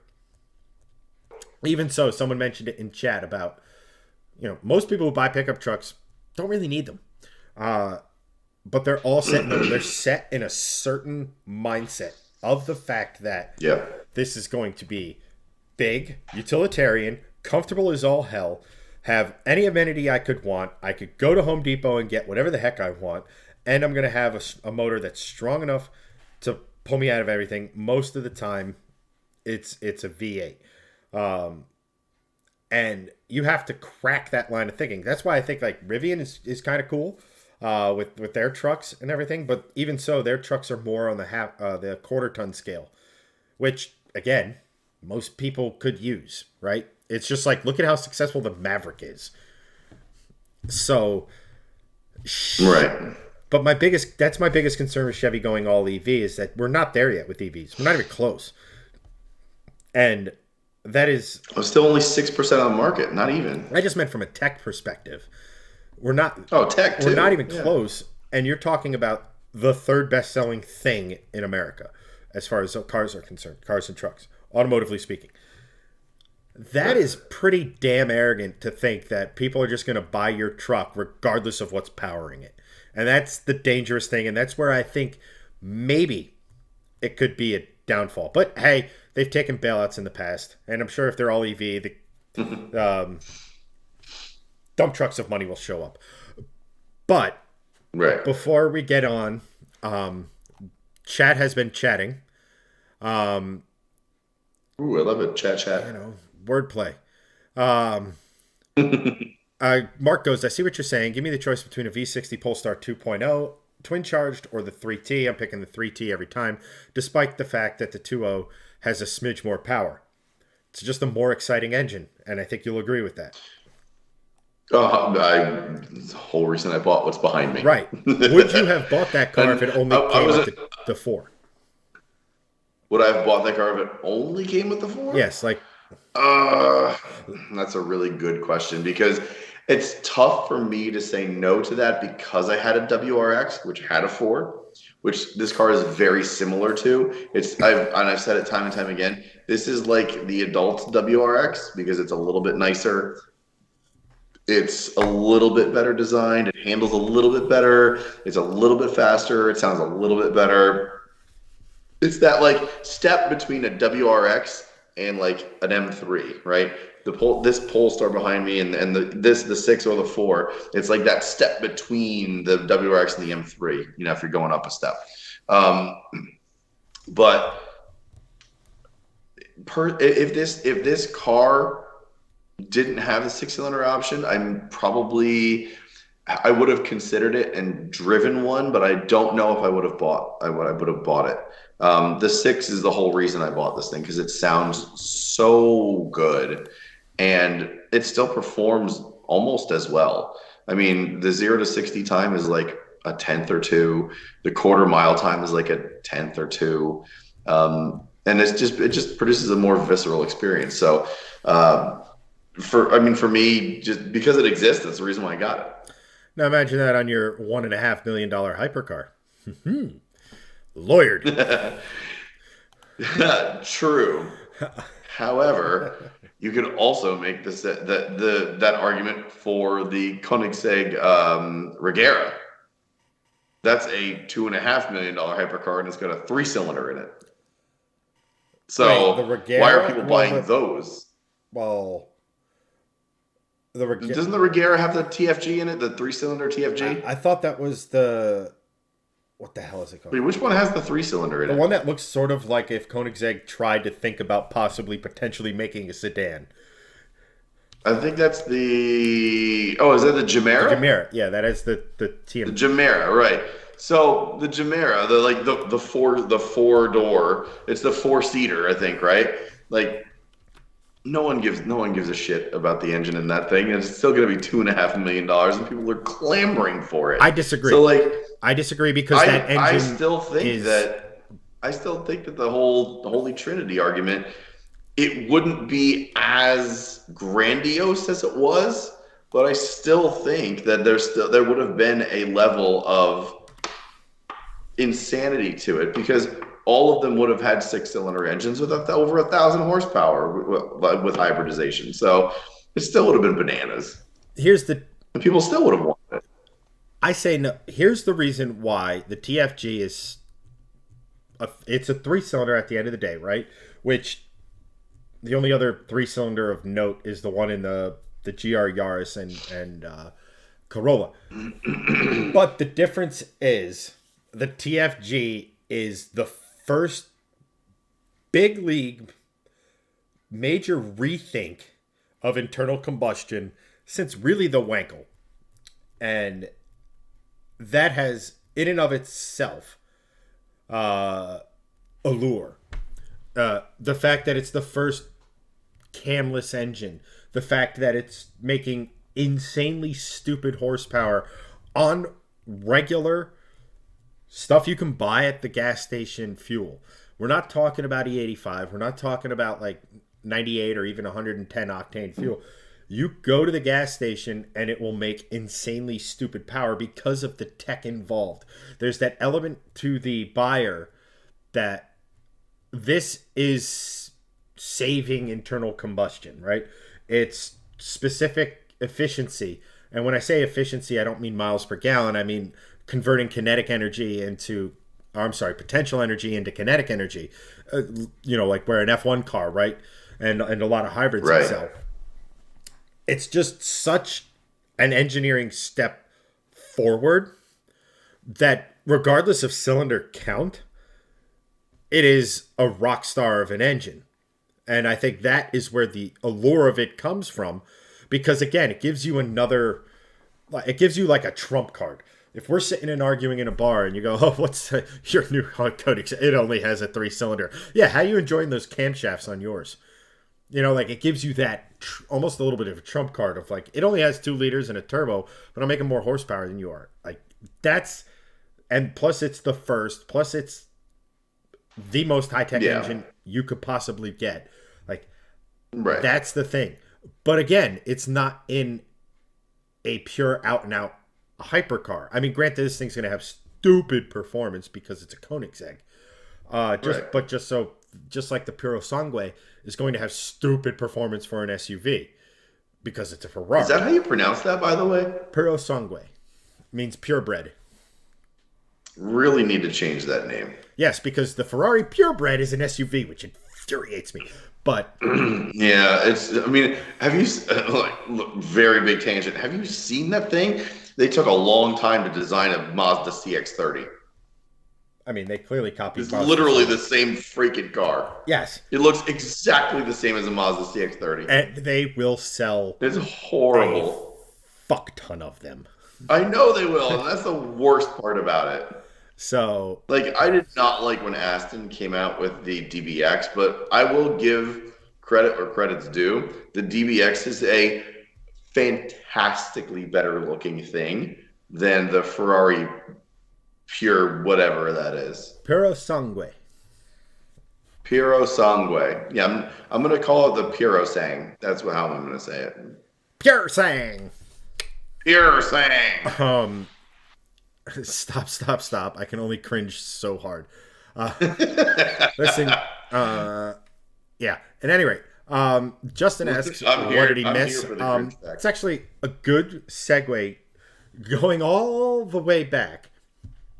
Oh, man. What were we talking about? I don't even remember. One thing. So we were talking about with Dodge going EV with their stuff and Camaro dying, the death of the muscle car. Yes. I think the muscle car will never die because of what it represents. And what I mean by that is that why was the muscle car so successful when it first became a thing, and why has it held on for decades? The simple fact is that you're giving the general public. Now I know Hellcats cost a lot of money, but then again, look at what other Hellcats GT500s. Look at what they cost, and then go find something else across the pond that makes the same power, and then compare price points. Oh, yeah. It was like double or triple. And scale that back to like your Scat Pack 392s, your GT Mustangs, your SS Camaros and stuff. They are very obtainable, whether it be new or pre-owned. And they give you they hit every emotion. Sound great, look. You'll find one that you like the looks of. Like the Camaro, I think the last generation Camaro fixed the Bumblebee's issue with it. It just looked like a Tonka car. The Challenger did retro modern better than anyone ever. The Challenger is a very good looking car, but it's a boat. But again, I drove a TA Challenger with the 350 in it, or the 5.7, or whatever you want to call it. And it didn't rev. It had a 5,900 RPM red line, and it was a blast to drive because it was a manual, made all the right sounds. It handled enough. All the way down to like my Mustang. I got my Mustang for 25 grand. I since put significantly more than double that into it, but we're not going to talk about that today. But even out of the factory with an exhaust, and you got to shift a relocation kit to give the stock MT82 a fighting chance of surviving, and you don't use McLeod clutches because the engagement's so harsh that's also known to break transmissions. I'm going down a tangent here, but for 25K, 435 horsepower, screaming V8 is affordable for people. And that type of vehicle, no matter what it's powered by, will always have a place, and it will always be a way of manufacturers to sell interesting cars, to sell image, right? Like, granted, there's not really many, if at all, Tesla commercials per se. But on the flip side, they all kind of look the same. I always think, and I think, where is it? Justin said it. American Muscle, freedom, horsepower, complete disregard for fuel mileage and efficiency, but at a price you can actually afford. and at a Yeah, and and maintenance not and wise. not only that, but influence too. Like when the muscle cars came out, in the '60s and '70s in America, what was the thing that all the British companies and Euro companies started to do? They were like, oh, well, if people want bigger engines, they started to shoehorn bigger engines into their smaller cars. And it sort of peaked when Aston in the Gaydon era introduced the V12 Vantage. And they shoved a 6-liter V12 into that tiny little sports car. That is essentially hot rodding. That's muscle car right there. Like muscle cars from the US influenced basically The world. Look at so, AMG. so much of the world in that respect. You know. Yeah. So like, but there will always be a place for it, and I think that Chevy, Chrysler, they will eventually realize that there's a way to give them, like, Chrysler already tried it with the Challenger and that ridiculous like fake noise and how nobody wanted it. And yes, Mark, I believe, the TR8 was a piece of shit. Most Triumphs were. Um, um, so like eventually, why is Greg? Can you guys hear Greg? Because I can't. Sorry, I muted myself because I was like clearing my throat 1,000 times. That is Sam on chat. Thank you for joining, Sam. Appreciate it. Fellow Polestar owner, welcome. Thanks for joining. Glad to have you, bud. Thanks, man. Um, it's just they're gonna notice that if Ford continues to be the only one, it's like they won't keep Mustangs on the showroom floors. They won't keep Mustangs in the lot. Not that I think dealerships going forward are going to have a lot of inventory, but they're going to sit here and be like, we were right at the time, but we were also wrong. And I think you'll see a Camaro down the road. I honestly think Chevy's completely missing the boat. When they went mid-engine with the Corvette, there is a hole in their lineup for something that's front engine and fun to drive. I'm not saying it has to be a Corvette in the sense that it's the ultimate lightweight front engine sports car, but if you somehow met in the middle with the next Camaro, there's a lot of pissed off Chevy owners at the new Corvette. Whether right or wrong, that's not the topic. Personally, a Corvette's America's sports car. It's always been a pinnacle of what America can do. So front engine, mid engine, whatever. I personally prefer the front engines, but again, not what I'm trying to get at. A Camaro that's the same weight or a little lighter than the Mustang gives you the feel, gives you the V8, and maybe they just don't really mess with the boosted versions, and they just give you something really, really fun to drive. I think they missed the boat. And I don't know. I think Ford will continue to make the Mustang in the current formula, front engine V8 for the foreseeable future, because they seem to understand that if you have that in your line, like the Mustang's the only one that never died, right? So they kind of figured it out. So just Mustangs are better. Just the way it is. Justin had an acute observation on Mr. Gregson, and then, yes, you did put your Summers on the car. And the rubber bands you call Yes. tires. Hey, 245, 20s, 30, just fine. Don't worry about That it. was 245. That is adorable. I know. It's funny because these do not look like 245 tires because of the tuck inward to the body that these wheels have, because of the crazy weird offset it has. They don't look like 245s. They look like 225s or 235s, especially when you look at it from the back. My winter wheels have such a wider, more aggressive stance, even though they're 19s. It just looks like a more aggressive car, which is something I talk about in the last vlog I made and the one that's coming out tomorrow, and probably the one that's coming out next week too, is I really want to. I mean, I don't want to, but I do want to. I want to put different wheels on this car, and the problem with that is I have to roll the fenders because if I want to put something on these, something interesting and good looking on this car, it needs to have a offset that can clear the front brakes because the front brakes are large, and the way these wheels were designed was to clear the front brakes with having a decent amount of positive offset.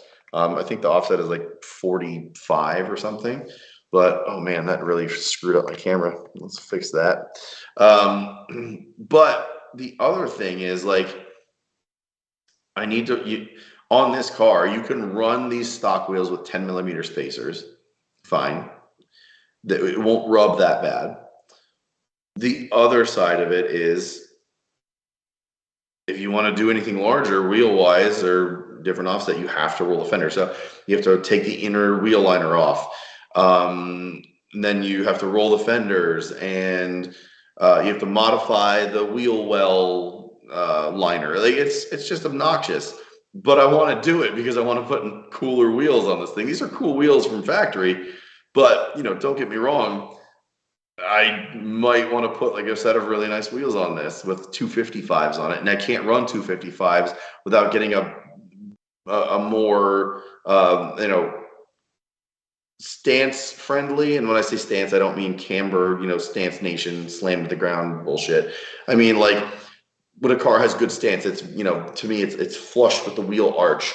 It's lowered enough so that it doesn't rub, and you don't get this stupid tire stretching where the fender goes right into the wheel, where the between the wheel and the tire. Like I get that, but that's not performance. That's just more aesthetics. Like I want something that's going to be flush with the wheel arch, that's going to be lowered like half an inch, that when you get compression, it just tucks underneath the wheel arch and the fender liner perfectly, so that there's no rub, but you still get performance. That to me, that's proper stance. When you actually stance a car, that's appropriate stance. So that's what I'd love to do with this car. That's what I really want to do, is to turn this into like a much nicer version of itself, essentially. Jesse, thank you for joining, and thank you for the 500 stars. Appreciate you joining, man. And Jesse, question to you, since you have joined.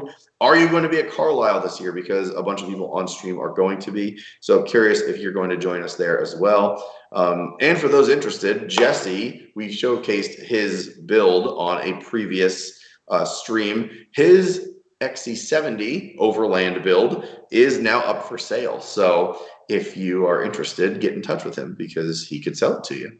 But that's sort of like what I want to do with this car.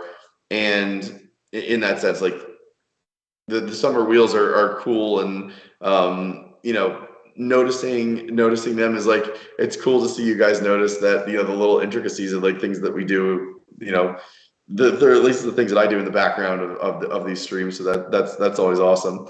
But yeah, I mean, I would love to, excuse me, I would love to really sort of chuck some money at this car, because and I'm going to make a video actually, either Tuesday or Wednesday, depending on how my voice is, of an update on my 240 build out in the West Coast. And not to give too much away, but I talked with the guy that sort of saved it from my previous builder who scammed me. And it's not really in a place that I thought it was going to be.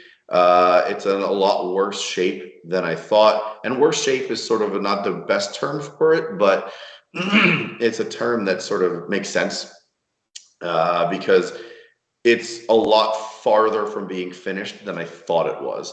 The green one that I bought with Aaron Whitesell, who's been on stream, former supporter, now has a really cool Facebook page that I helped him create called Valhalla. It's VOLVHALLA. So go search that on Facebook and Instagram and go follow that, please. That would be great. He's going to start doing a lot of maintenance and upgrades for people and building cars and stuff like that through his business, which is going to be Valhalla. So please go follow that. But the whole thing is like, that build with the 240, I don't know if it's going to happen for the West Coast build, the blue one. The green one, we're gonna do that as a phase one with the engine it has and sort of build it up what it is. And then if it's good and if I want to continue it, we'll go to phase two, or else we'll either sell it and sell all the parts and whatever, and recoup some money from that. So the 240 builds that I thought I was going to do this year may end up being 240 builds to crazy extents that I thought was going to happen. Here's the other rub to that. Like, if I get rid of those builds, then I have money to sort of throw at this thing, which is really cool. So, to Sam's point over on YouTube, he said, I'm checking if HRE will make a wheel which will fit without rolling or sticking out. That would be very cool. However, HREs are insanely expensive. HREs are usually between $5,000 and $10,000 a set, which would be all of the budget for this car. So I'm thinking of something more like, could I reach out to Ocean Wheels, or at the very top end, BC Forge, something like that, to make a wheel that would be appropriate for this without rolling or sticking out, or even with rolling or sticking out. That would make it look really awesome. Then also do like suspension upgrades, do a set of KWs, do upgraded sway bars, do a strut tower brace, things like that. So there's also that to consider. There's also lowering, there's also weight reduction, there's also tuning, there's also more engine mods. This engine actually is the same engine that Volvo got 500 horsepower out of with a manual transmission in the prototypes. So could we throw money at a manual swap to be the first ever manual swap Polestar? I don't know. That would be a really cool thing to do, but 100%. Yeah, make it happen. A lot Yes, of money. yes. I mean, yes. That would be awesome, Do but it. we need do it now. We need like 20 grand to do that, and that's like another car. So I just bought another another car going boosting on. Mustang. Yes, exactly. I mean, but we need more. We need more money to kind of do that, and that's not to say like don't donate, don't do that like right now, because you guys do enough for this channel and it's amazing. But like, that's sort of where this is going, and we'll have to see like how it evolved, because quite frankly, I've been saying it in a couple of vlogs, like, I don't want to sell this car. It's a great car, and with some tuning and a couple of different things, we can get this thing up to like 450, 500 horsepower. So why not try to do that? And if we get enough, funding and whatever, over people watching videos and donations, whatever, sponsorships, we get some sponsorships this year, that would go a long way to helping that. Do we then, like, the next step is, could we manual swap it? Like, so there's a lot of things that are going on and we can kind of figure out, but long and short of it is, there's lots of stuff that we can do. And over the next 2 years, I think we can make this thing into something really kind of fun. And with that, I have a crying child and I'll be right back. Justin, 100% for Greg's Coyote swapped manual Polestar. I could not agree with you more. Jesse, I don't know if Greg addressed it. Thank you for the stars. Hey, Christian, hey, why is my name on the screen? That never happens. I think we just had a round of resupports. So a lot of you, like on your anniversary of resupporting, it notifies us. So thank you for re-upping. Appreciate that.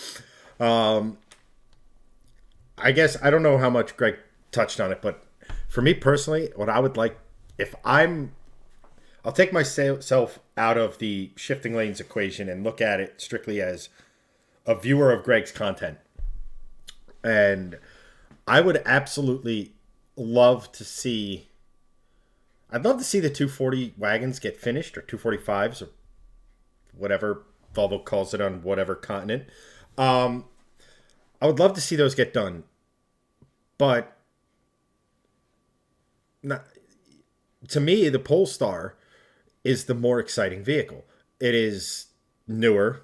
It has sort of so the same reason Greg's running into issues with people tuning it and all this other stuff, and the issues with putting crazy power to it and all this other thing, and the fact that people aren't really messing with these things a crazy amount. is all the reason to do it. For the exact opposite reason of the Mustang, right? Like, let's face it, there are boosted GTs out there. They're they're not common, but they're not uncommon. You know what I mean? And but the Polestar is an interesting animal. It's an interesting uh, build from the sense that that thing gets out of the hole better than any car we have ever owned. Uh, it just jumps. So whether it be from a dig, like a drag strip, or out of a corner, I mean, granted, it being a transverse mounted straight six at the front of the vehicle with a front wheel drive biased all wheel drive system, uh, would it be the last word in, let's say, cornering? No, but there's plenty of front wheel drive vehicles in like touring car that do just fine. And the way that thing gets up and goes, I mean, I don't know if going as far as to manual swap the thing would be. I mean, that's huge. That's literally re-engineering, reprogramming the engine, reprogramming the body harness. Like that is an enormous undertaking. I am not going to sit here and say that it's not something I would love to see, but I would love to see that thing at 450, 500 wheel-ish horsepower, because that's an 11-second car. And it is so unassuming, and it is so not what you would expect that it would be cool. And again, nobody's real, like there's a few people out there, but you just don't see it all that often, which would make it really, really interesting. Um,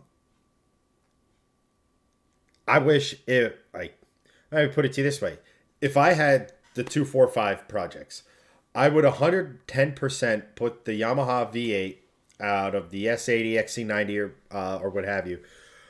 Behind that, long tubes, uh, maybe, I don't know if there's many people out there, but maybe free up the heads a little bit with a slight port.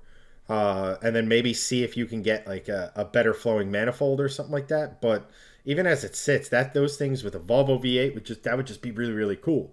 I'm sure it's I haven't seen many, but I'm sure it's been done. But like that would make those cars interesting to me. I love the idea of doing the 245R, but I'm sure he touched on it. Like that situation is so that at this point we just want the car back, we want a running vehicle back, and to go from there.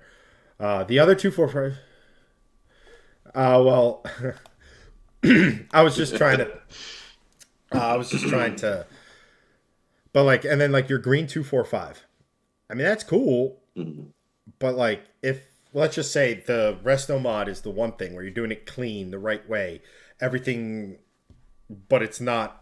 It's period correct, so it's not going to be an insane performer, so to speak. It'll be a really cool cruiser, have enough power to have fun in. Um, that green one, man. I mean, there's so many thoughts that run through my head with that. Like, I love the idea of I of know. a north south 5 cylinder in one of those. Uh, Frankly, that's what I would do uh, That'd be if I cool. didn't just spend a mortgage down payment on the Mustang. Yeah. Like, there's so much potential there, but on the flip side, I think you have an opportunity with the Polestar. I don't know how much of my ranting you heard, but I think you have an opportunity with the Polestar, and Not much. I've mentioned this in the past to you, but you have something that can be like, we have an opportunity to make the world's fastest Polestar, let's just say, right? Like, that is something within our purview. I am in no way, shape, or form anywhere near, even though the amount of I just spent on the Mustang, of coming anywhere remotely close to a stock chassis Mustang record. Ever. There's another six figures into that build Yeah. that I would have to do to make it even come close. Yeah. You know, Yeah, you would need to go quad turbos. I mean, let me put it to you this way: the stock block guys with a 6R80 are doing 7-ish second passes. Yeah, that's like ridiculous. I'm I will. So theoretically, my car should be able to run assuming a perfect launch, perfect DA, everything, about a 10.5, which is stupid, ridiculous fast. Um, Yeah.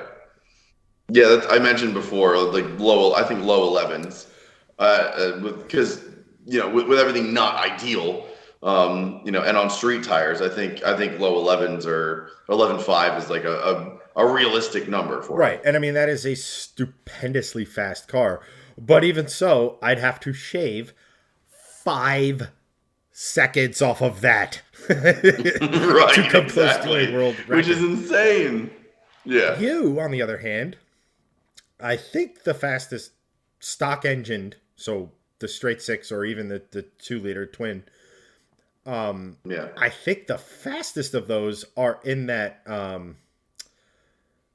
11-second range, which I think is So eminently. stock, the fastest one I found. So bone stock, the fastest one I ever saw was 13.1. I don't mean stock in the sense that Um, it's. mm, I mean, so I'll give you an example.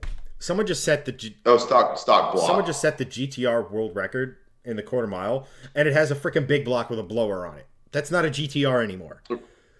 Right. So Yeah. using the stock engine, not in stock form, but the engine that it actually Right. was intended to have from factory, I Yeah. think you have an opportunity. Now, I'm not going to sit here and spend your money for you.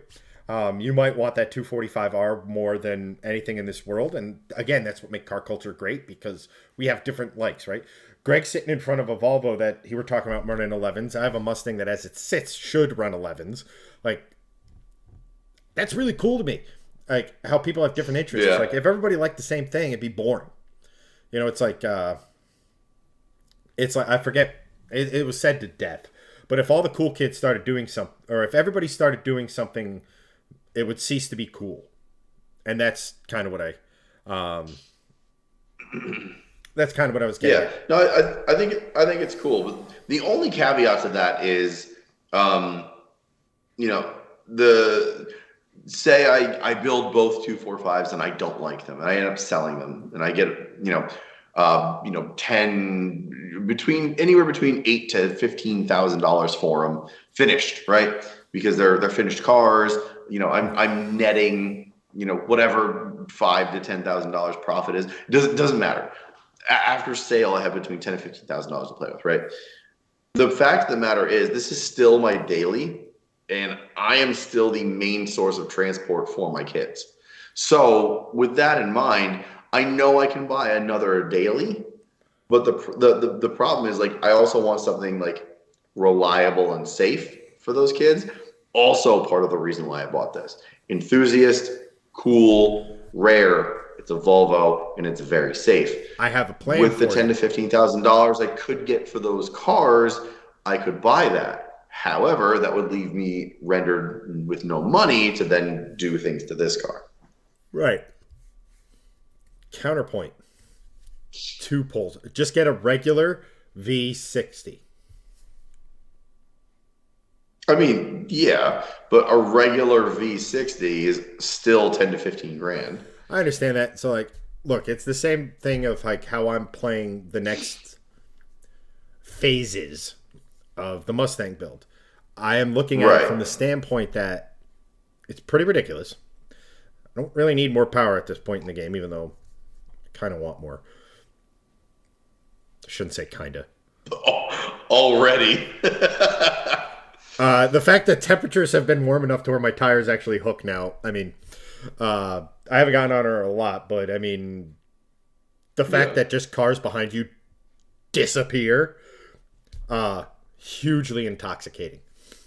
Yeah, But to the same I extent, where you're bet. looking for a daily, I am. You could call it my daily. I don't do daily in the same sense that you do daily because I have as of yet been unable to trick a woman into marrying me, let alone have children with me. So I, but I'm in the same boat in the fact that I want a vehicle for Right, bad weather. I want a vehicle for the winter. I want a vehicle that's right. but it's also cool. Like where you have the caveat of being safe, reliable, that sort of thing. I want something that's cool that I won't get stuck in, and that's why like I keep going back to like a Gen 1 Raptor. Right. Like a 700 horsepower Mustang on summers is not an ideal thing for New Jersey from November through March. Right. I mean, don't get me wrong, I drive it, but it's one of those things where it's like Sure. I don't see above 4,000 RPM.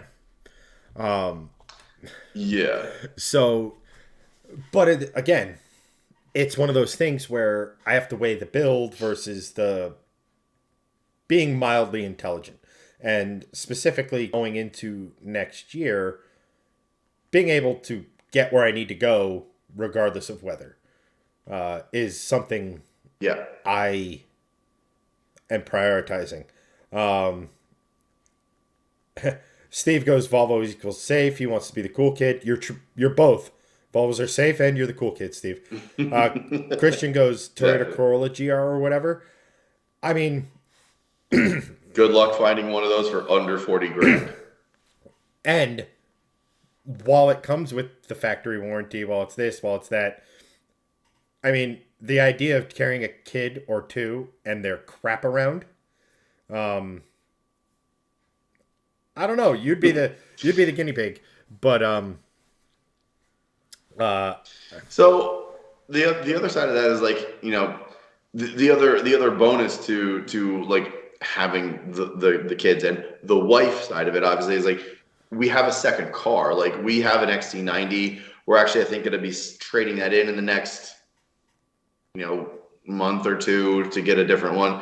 My wife Kate really wants a Hyundai Palisade. Great car, nice looking, good tech, great warranty. So like from a family vehicle perspective, it checks every box. So like I don't have to have the space. However, a wagon like this with enough room for the kids and their crap in the back is beneficial. A GR Corolla is not as big as this. It won't fit the two car seats the same. I'm 5'6" and short enough so that it doesn't really matter that much for the car so seat. they're going to be short too. So you don't. But need even in room. a GR Corolla, it's going to be more crammed. What'd you say? They're going to be short too, so you don't need the room. Honestly, like when they are old enough to be out of car seats, it's kind of a game changer because you can have whatever you want.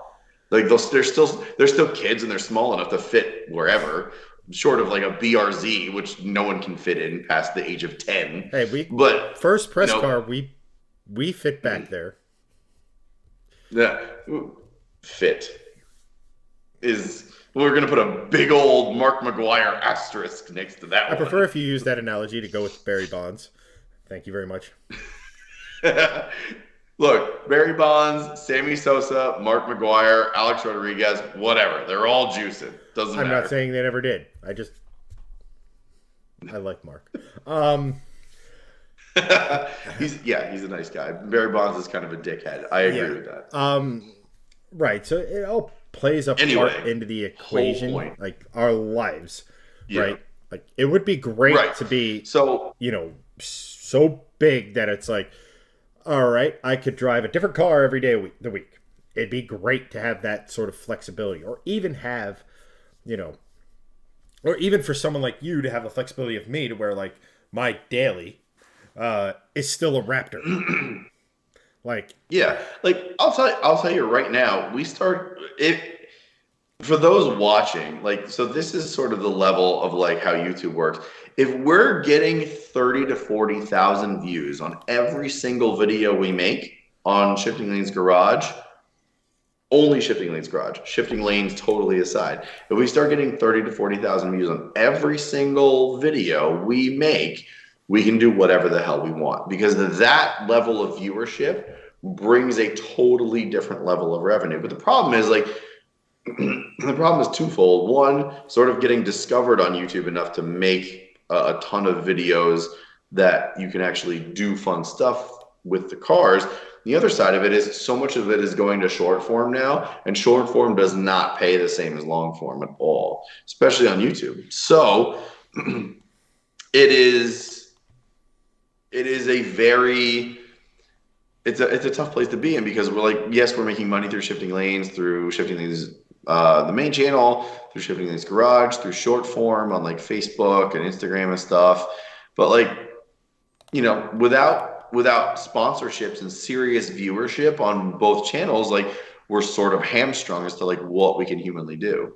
Um, if all three of us had like a $3,000 per month budget, you could basically do whatever the hell you want. So that's the other side of it. Like we just need more people to watch our videos, and if we do, then we can do more things. That's sort of just how YouTube Yeah, works. and I mean, um, that's why when we say like the easiest and sometimes best thing, like don't get me wrong, please do not get me wrong.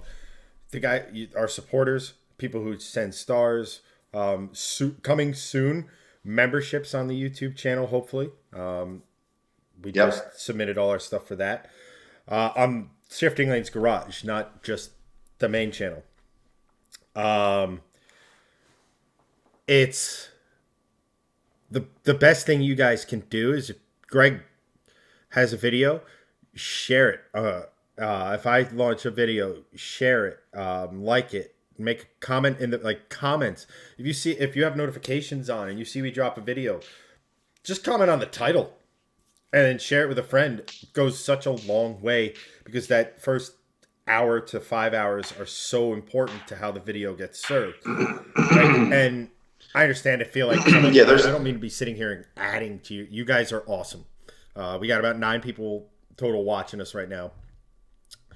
You guys are awesome. Keep doing what you're doing, and it's better than anything I ever could have thought possible with doing this.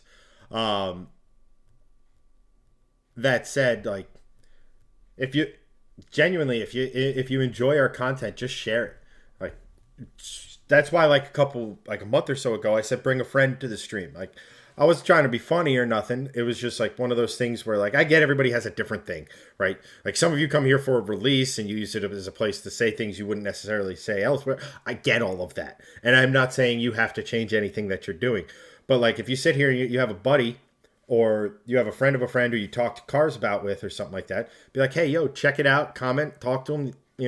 I happen to think that Chad and Greg are awesome. I mean, they'll probably ask you to pee in a cup, but I mean, for a drug test, I'm not willing to do that. but that's the best way to support us. That's the best way to help us grow.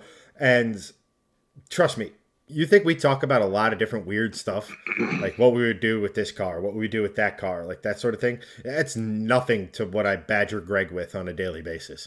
Like not even close. Um, Oh yeah. so like it'd be really really awesome to be able to do that. Steve, thank you so much for the good words, and thank you for helping. I Yes. like that stuff's awesome. I cannot do that Thank enough, you. and Truly. to Thank you. Honestly, it means a lot. It really does. and I mean we have we actually it's funny you mentioned Tavares. We actually have in the past gotten shout outs from Freddie. Um, Yeah. Yeah, and I was just gonna mention that. Like when I bought the M3, I was like, "Hey, do you mind sharing this?" And he shared it in a couple of spots, and it got a decent amount of traction. Not a ton, but like we got like a couple hundred subs from it, and a couple thousand views from it. But like a shout out from a big YouTube channel like that is all well and good, but you also have to like produce after that too. And the other factor is like like Freddie and Ed Bolian and Tyler Hoover and Matt Armstrong, who just got like, really big, and a bunch of other guys, like they all do this for a living. Like we all have lives, so we kind of have to do this on the side.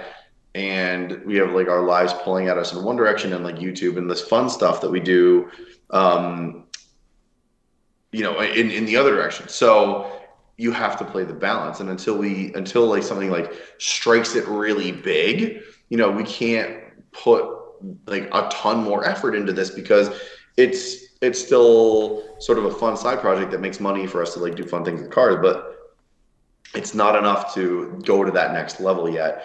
And there's also the other thing, like we always talk about, donate if you want to help us out and subscribe if you want to do this and blah, blah, blah. And then you have the other side of that, where guys like Doug DeMuro, really sort of pride themselves on never having asked for a subscriber.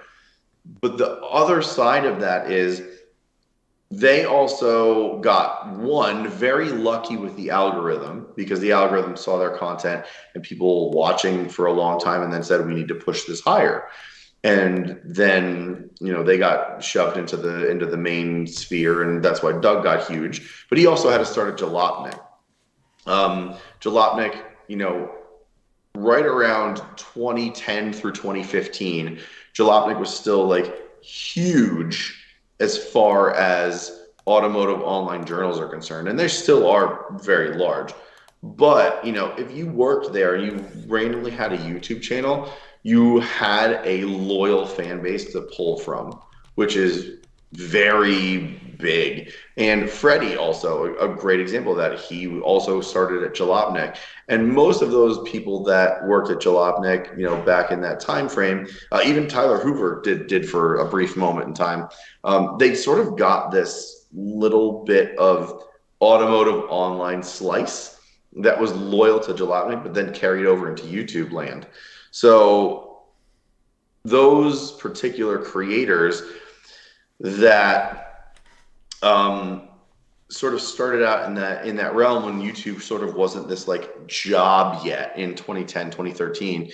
That's sort of when it started to become this like, oh, I can make money at this and it can become a job.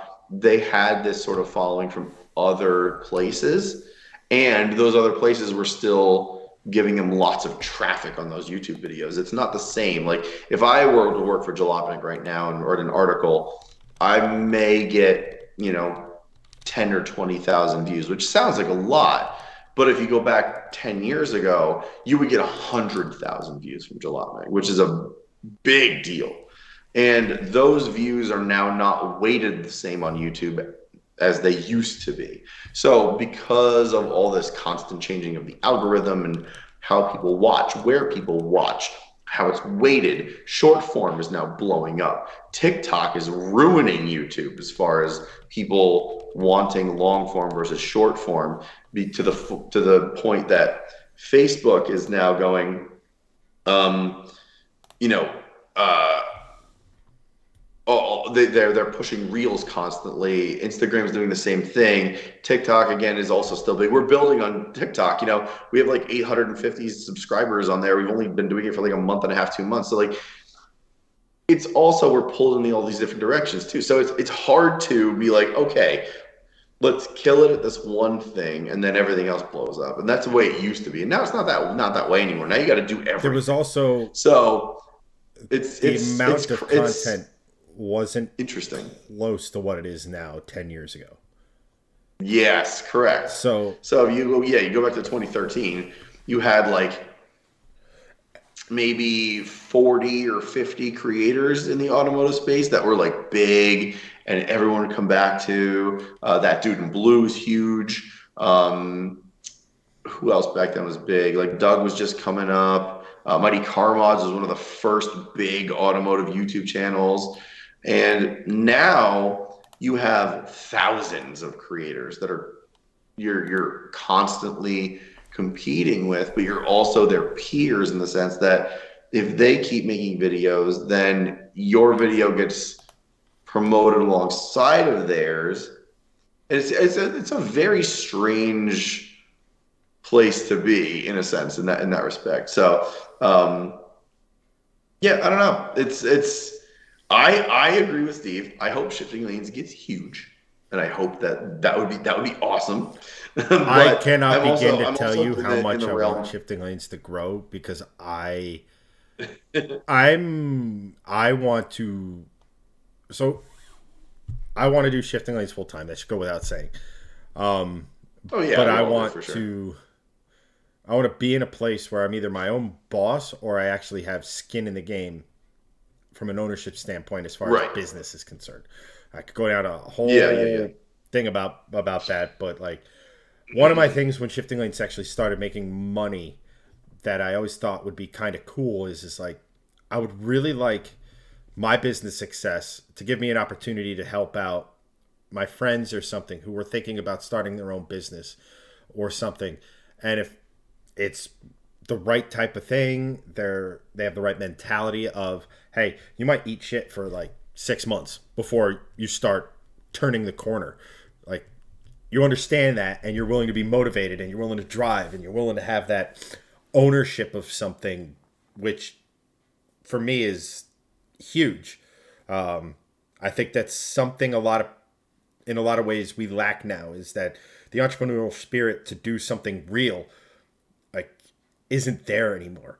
I saw this study where 30% of kids under the age of 12 said they're like, when we were kids, it was pro athlete, fireman, astronaut, cop, like doctor, like the classics, right? Now it's 30% want to be freaking influencers slash content creators without knowing that this takes a lot of damn work. And again, you have to be willing to suck for years before you start to make noticeable money. And you have to put in a ton of work to eat that shit to make nothing until it finally catches on. Or you get super lucky. That's the other side of it. Like, right. if you create something that no one's done and the algorithm picks up on it and people start to like really connect with it, that's the other side of it. Like, you could do one thing and people really connect with it, and then it just goes nuts. But that's the luck side of it. That people say it's like, oh, it's 90% luck. Like, it's really not. It's more like a 30% luck, maybe 20% luck, and 70-80% execution. There's more because luck involved you in can what have we the do luck versus um there's more luck in what we do than your traditional business. While luck is a big factor in that, yeah, it's, if you, let's say you own Mate Industries, and Mate Industries makes a widget, and you've done all of the research on the manufacturing, and you create a great widget, and you have a team that or you yourself understand how to market that to the right people at the right time, and everything like that. That's not luck. That's hard work. And right. you know, whereas in content you've seen the creation, niche, you've seen the business opportunity, you've done the research. You're just executing at a high level, and then you expand on that execution, right? Like that's small business in a nutshell. right? So the same applies. The same applies for YouTube. It's just that there is a higher percentage of luck involved because you're Right. beholden to this algorithm and this, you know, other company essentially that you're working with that doesn't know you exist other than you're on its platform, Right, and there's so right? much to it, right? So It's like, if you have a also, no, construction, I'm not investing in your Jeep, Steve. Sorry. if you have a construction company and you take out a TV ad, that TV ad comes with the expectation that X amount of eyeballs are going to be on this channel at this time. Right. Where we have 2,000 subs on Shifting Lanes Garage, knocking on the door of 90,000 on SL1. YouTube doesn't just automatically serve it to all of our subscribers. It's in your Used feed. to be that way. It's in your feed, but you have to kind of find it. And YouTube doesn't prioritize your subscriptions. Because they know that they want you. Okay, great. You sub to that channel. Go find something else. You sub to that channel. Go find something else. It's going to try to steer you to be in more platforms because that's going to keep you on YouTube longer. And that's the name of the game. The longer you're on it, the more ads you see, the more money Google makes. That's basically it in a nutshell. Yeah. But real quick, just I want to touch on chat before we ramble on before we continue too far deeply into the plight of the content creator. It is very much a rabbit hole. It's something we could discuss for quite a while. I mean, we're all pretty much self-taught. We've had some guidance, but we're all pretty much self-taught. But at any rate, Steve goes, when the day that Shifting Lanes makes it plenty of money that you all three could do this full time, I'm working for you. I'm not taking no for an answer.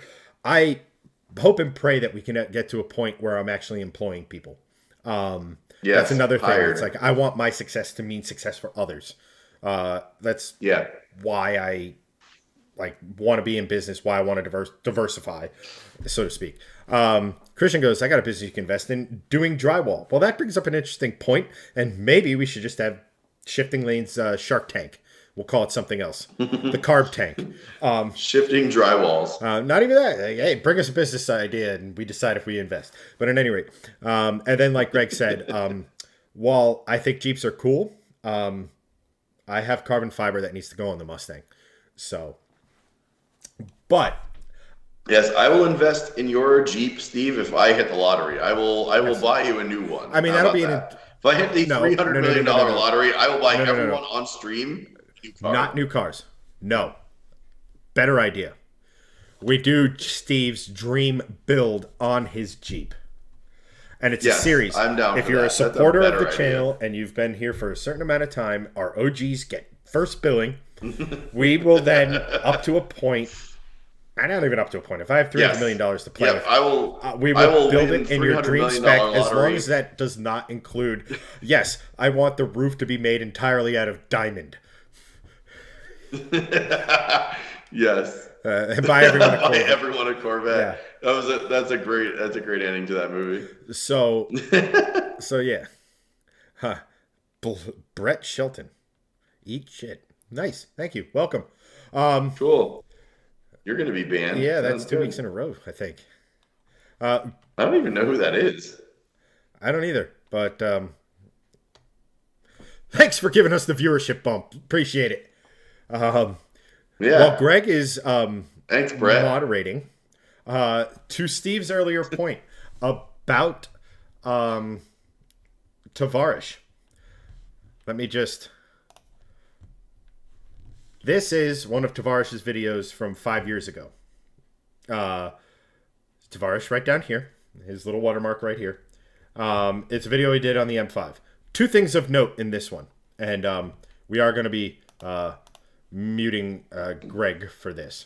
Number one, the background you see is the golf course I work at. Also in this thumbnail for this video is the golf course, which kind of cool. Right. But for the sake of our work, I'm still going to get DMCA'd for this stupid music, and I hadn't even looked at it. Hi! Look at that guy! What's going on? Nothing. Do you like my parking job? I parked as if I was a BMW owner. SMG or 6-speed? Well, it is the beautiful, magical SMG. Oh. Yeah, it's a good one. It's a good one. As far as SMGs go, this is one of the best. Check this out. Check how big the trunk is. Look at how huge that thing is. It's definitely designed for country club. This is like twice as big as my S-Class, and it's I'm not kidding about that. But it doesn't have the Seriously? Mafia option. Yeah? What was that? The Mafia Greg, option you would can go talk. like The this, audio with just won't body sync. and Oh, the this Mafia. side. No, okay. All right. Nope, no spare. That's Just cool. a I battery muted back there. myself just in case. For weight savings. Dude, it is freaking cold. Oh my God. How do you like my ride for the week? That sweet Chevy Traverse. Oh, dude. I forgot he did a montage on the Traverse. The Genesis GV80, designed, engineered, and appointed for those. No. So I Majestic see you air. have this on winter mode. Yeah, because this morning they were frozen here. Like, it defrosts unbelievably quick, except from, like, here down. Like, in the windshield wiper. Can you just drive home like this? Dude, that is an insane amount of space here. Look at how much space is in the footwell. This is pretty nice. It's really nice. It's super comfortable. It has a ton of poke. High country. Okay. I don't even know what. Is this a allusion to Colorado? It's sort of Tesla-esque. Like, it's very simple and just has like big Duplo buttons, and yeah, it's pretty cool. Pretty cool. I like it. Is this a press car? Yeah. How do you get press cars, man? You gotta know people. You got to know people, and they just drop off cars and be like, "Hey, can you like review it for the internet?" Pretty much. This one was Chad, actually you look dropped so off cool. because I'm going up to a winter driving experience at Lime Rock next week. I'm not jealous. I'm not. This is my not jealous. My face career right now. highlight up at that So point. is that a is making Shifting him fake Lanes jealous. commemorative limited edition hoodie that you have on right there? Yeah, this is one of our vintage hoodies. Vintage hoodies. We've since changed logos. You can find those on our Drive Tribe page. Okay. Or just go to shiftinglanes.com. It's real simple and easy. All right. We got the new stuff up there. Are you guys on Car Domain as well? Are we on Car Domain? Yes. I don't believe so. No, because it's not 2002. That's why. I never heard of it. I wasn't sure if you were trying to pull Oh my me. god. Shout out to the people that remember Car Domain. So what's up with the M3? Well, I took it down to... So when this video was actually, when he shot this video, that's when I was mid-misery that was the E46 M3. And originally the plan for this video is we were going to go do BMW. The video would have been so much better. We were going to do snow BMW things. And the car was at the shop. A shop... I don't know if I Get the valve mentioned. cover gasket All right. replaced, and the 2 days before I had planned to bring it down, it started making this kind of knocking noise. Luckily, that was only a water pump pulley that was loose. Oh, so that knocking noise is out. Knocking noise is gone. Oh, It was awesome. It was just the water pump pulley. Oh, dude, that's great. Yeah, so that was a relief. But I go to get in my car, and I'm not even paying attention. I get halfway home, and my check engine light's on. And it's something about the retarded timing, which could be the nickname for that car. So I took it See? back, and he thinks it's just like the sensor got knocked out of whack when they were messing with the Vanos and everything like that. Okay. So they were supposed to call me at some point this afternoon when it's finished. First of many disappointments It'll be with this mechan- shop, and by the way. hopefully it'll be mechanically sound, and I can only have to worry about the interior. Oh, I and, remember that little odds and hairline, ends, too. like the weather stripping and things like that. All right, back to the car, and So yeah, that was. I'm still the only person on Shifting Lanes to be on Freddie's channel. So, even though he's technically, him and Greg go back a little further than we do. Freddie's a chill dude, man. We actually, like, you may have noticed that he got his Aston Martin back. That we used to have. Still to this day, one of my most favorite cars. I actually dailied it for 3 to 4 months, maybe more. That was, I mean, the look of that car, the way it drove, the way he sat, like, it wasn't the fastest car in the world, but, man, it had about 400-ish with the exhaust and some of the work Freddie had done to it prior to us getting it. But it was just, I mean, I don't mean to be I'm not one of those guys that drive down and when like people look at me, it's like, I don't get necessarily, that's not the primary reason for me driving a car. It's how a car drives, what it does to me emotionally when I'm driving it. But man, it's hard not to notice when people are, as you go by, man, and like that, man, I would that would be arguably probably be the first or second project I'd do if I hit the lottery, is to get one of those in a manual. And I've mentioned it more times than I can count on this stream. I would absolutely coyote swap one because I don't like those AJs.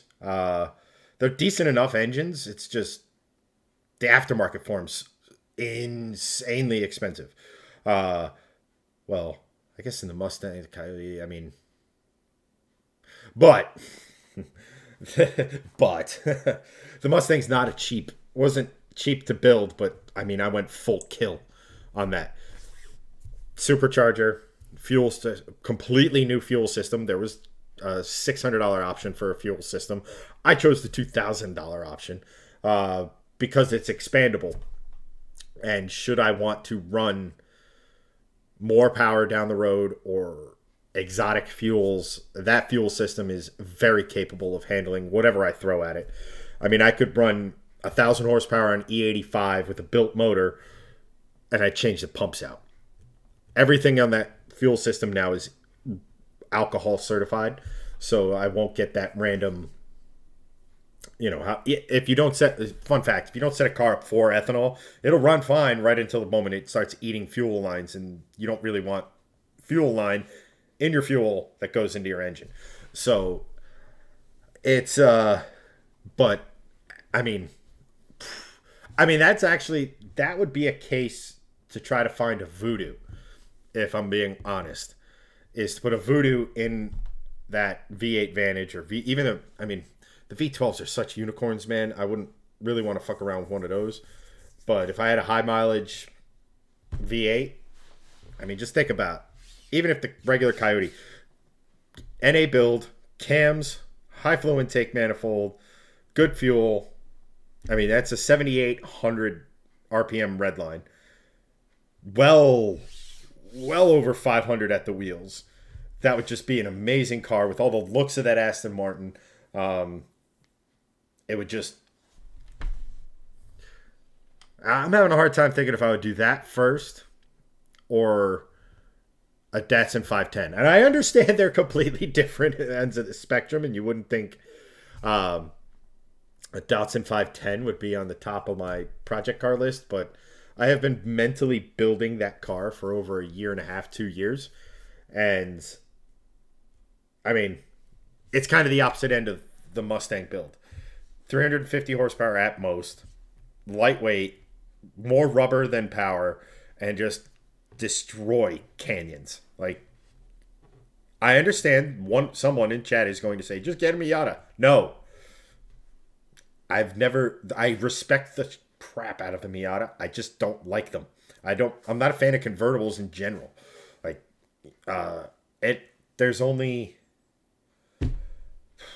can I even think of, probably off the top of my head, the 918 Spider from is the only car that has a removable roof that that $1.5 million car is the only really one I would, but you get what I'm saying. Like, I don't like the idea that when you remove the roof, you compromise the vehicle. It might be a better driving experience. I know Hanson's a big fan of convertibles, but I'm just not a convertible guy. I like the idea that I want the best in performance, and convertibles ain't it. I understand a Miata's designed that way from factory. I get it. I totally do. They're great cars. I would never tell anyone not to get a Miata. It's just if I want something with that kind of engine, I would have to build the car, or I would. I don't see, even an S2K I'd think about, but probably wouldn't. I just don't like convertibles. I don't know. Greg, am I weird? No, you're not weird. Not a lot of people like convertibles. A lot of people don't. There's only like maybe 2 or 3 I'd ever own. One being the RF Miata that has like the retractable roof, which is cool. Mm-hmm. But that adds weight. Like, you see what I'm saying? Like, you have to make a compromise to fix the compromise. It's a compromise versus. So if I were to buy a convertible, it would be for personal pleasure, not necessarily performance, because you get more engine noise, you get more induction noise, you get more road noise, like that, and that's cool. I dig that. That's why I roll my windows down almost all summer and don't even use my air conditioning. Not for MPG performance, but unless my kids are in the car, I'm sweating because I want to hear my engine. It would probably be a Miata RF. I'm sweating to the inline sixes. Is that the same? Close enough. I would get either Miata RF just because it looks cool. I think the design of that car with the RF is very good. I agree. If they made that an actual rigid chassis coupe, I'd change my tone on Miata. Yeah. They're not going to. I'm not expecting them to. Yeah. But So there's probably like 3 cars, 4 being a wild card. 1 being the Miata RF, 2 being the F-Type V6, not the V8, the V6 specifically, because the V8's loud enough that you don't need a convertible with the V8. That first year they did it, it doesn't make sense. Like the V6, however, That V6 is one of the best sounding V6s of all time. It really is. It's so I'm good. sorry, I was just replying to Mike And Kent over on YouTube, who was hearing about the projects beginning of the oh video. yes, What V6? the F-Type V6. Oh, absolutely. I It sounds to this day, the best F Type I have ever stupidly driven was good. the what is it, the SV or whatever, 400 with the supercharged 6-cylinder in it, making 400 horsepower. That Yeah. I mean, the V8 sounds insane. Do not get me wrong, but that V6 is a masterpiece V6, and that car with the extra lightness in the front. Um, yeah, but anyway, as you were. Yeah. So I can't think of the other one that I would really go for. But the wild card one would probably be like a first generation Volvo V70 or sorry, C70 because it's an interesting enough car that not a lot of people know about it. It is cool enough that it has the 5-cylinder option in it, which you can make it sound amazing. And lower, there's one out there that looks really good. And I'm talking like really good. It's lowered. It's on like, I think Volvo OEM wheels, but it just looks phenomenal the way it's done. And I know you can do that with a lot of different convertibles and cars, but like I don't know, this car like it sticks in my mind to this day, like 5 years later. Like man, I wish I kind of had that. That's my wild card one. But like there, like maybe the other convertible I would have is like I don't know something very California, like a drop top Bentley to like just cruising down like the strip or down the beach. That's just cool to me. Like that, I would love to be able to do that at some point in my life. To have that sort of money to get like a drop top Bentley. I guess maybe another wild card would be like An old Arnage V8 turbo. Those are way better. Yeah, exactly. Those are like Exactly. those are peak Bentley in my opinion. Yeah, like so the two-door version of the Arnage was called the Brooklands, and I forget if they made a Brooklands convertible or if it was an Arnage. I don't know what it was called, but there was a two-door Bentley convertible in that early 2000s era. Like that is exactly what I'm talking about. I'm not talking about like a newer Continental And then or just something now like let's that. swap Like it that. because reliable. Yes, 100%. Yeah. But those types of cars, like I would never get like a performance convertible. Like I'd never buy an M3 convertible. No. I'd never buy a Ferrari convertible. I'd never buy a Lamborghini convertible. To me, like I'd want the performance. If I'm buying a car of that Right. echelon, I want the And I guess performance of it. And I get that those cars in convertible form can be performance cars. I get that. But in the back of my mind is the same as you. Like there's something compromised. Like it I'm would never always going to be in drive my this head. fast enough to realize that, or I'm not going, or maybe once a year I'm going to drive it. Correct. But it's there. It's still there. It's there. Yeah. I mean, I wouldn't be able to live with myself. and then you have guys like Mark over in Facebook chat. His love for convertibles goes all the way back to his Hot Wheels XK8. And it goes back to something I touched on, and I kind of touch on quite a bit here is you're not wrong. Like, just because I don't like it, Greg doesn't like it, who cares? Right. Like, it's one of those things where, That's like, the beauty of cars. it's one of those things where, like, you see it in the Mustang pages, right? Someone gets their new EcoBoost. They got a Mustang. It might be their first sports-ish car. And they're so happy about it. And then people are shitting all over it because it's an EcoBoost. Like, Right. Meanwhile, I just saw on Hot Cars' website or something like that, there's some guy in Japan with like a 700 horsepower EcoBoost, which is cool in its own right. But the thing is like, you should foster automotive enthusiasts. So if you're into the weird, that's great. If you're into convertibles, that's great. If you got a car and you're excited about it, maybe it's not the one you dream of, but it's close enough to make you really excited, that should be encouraged.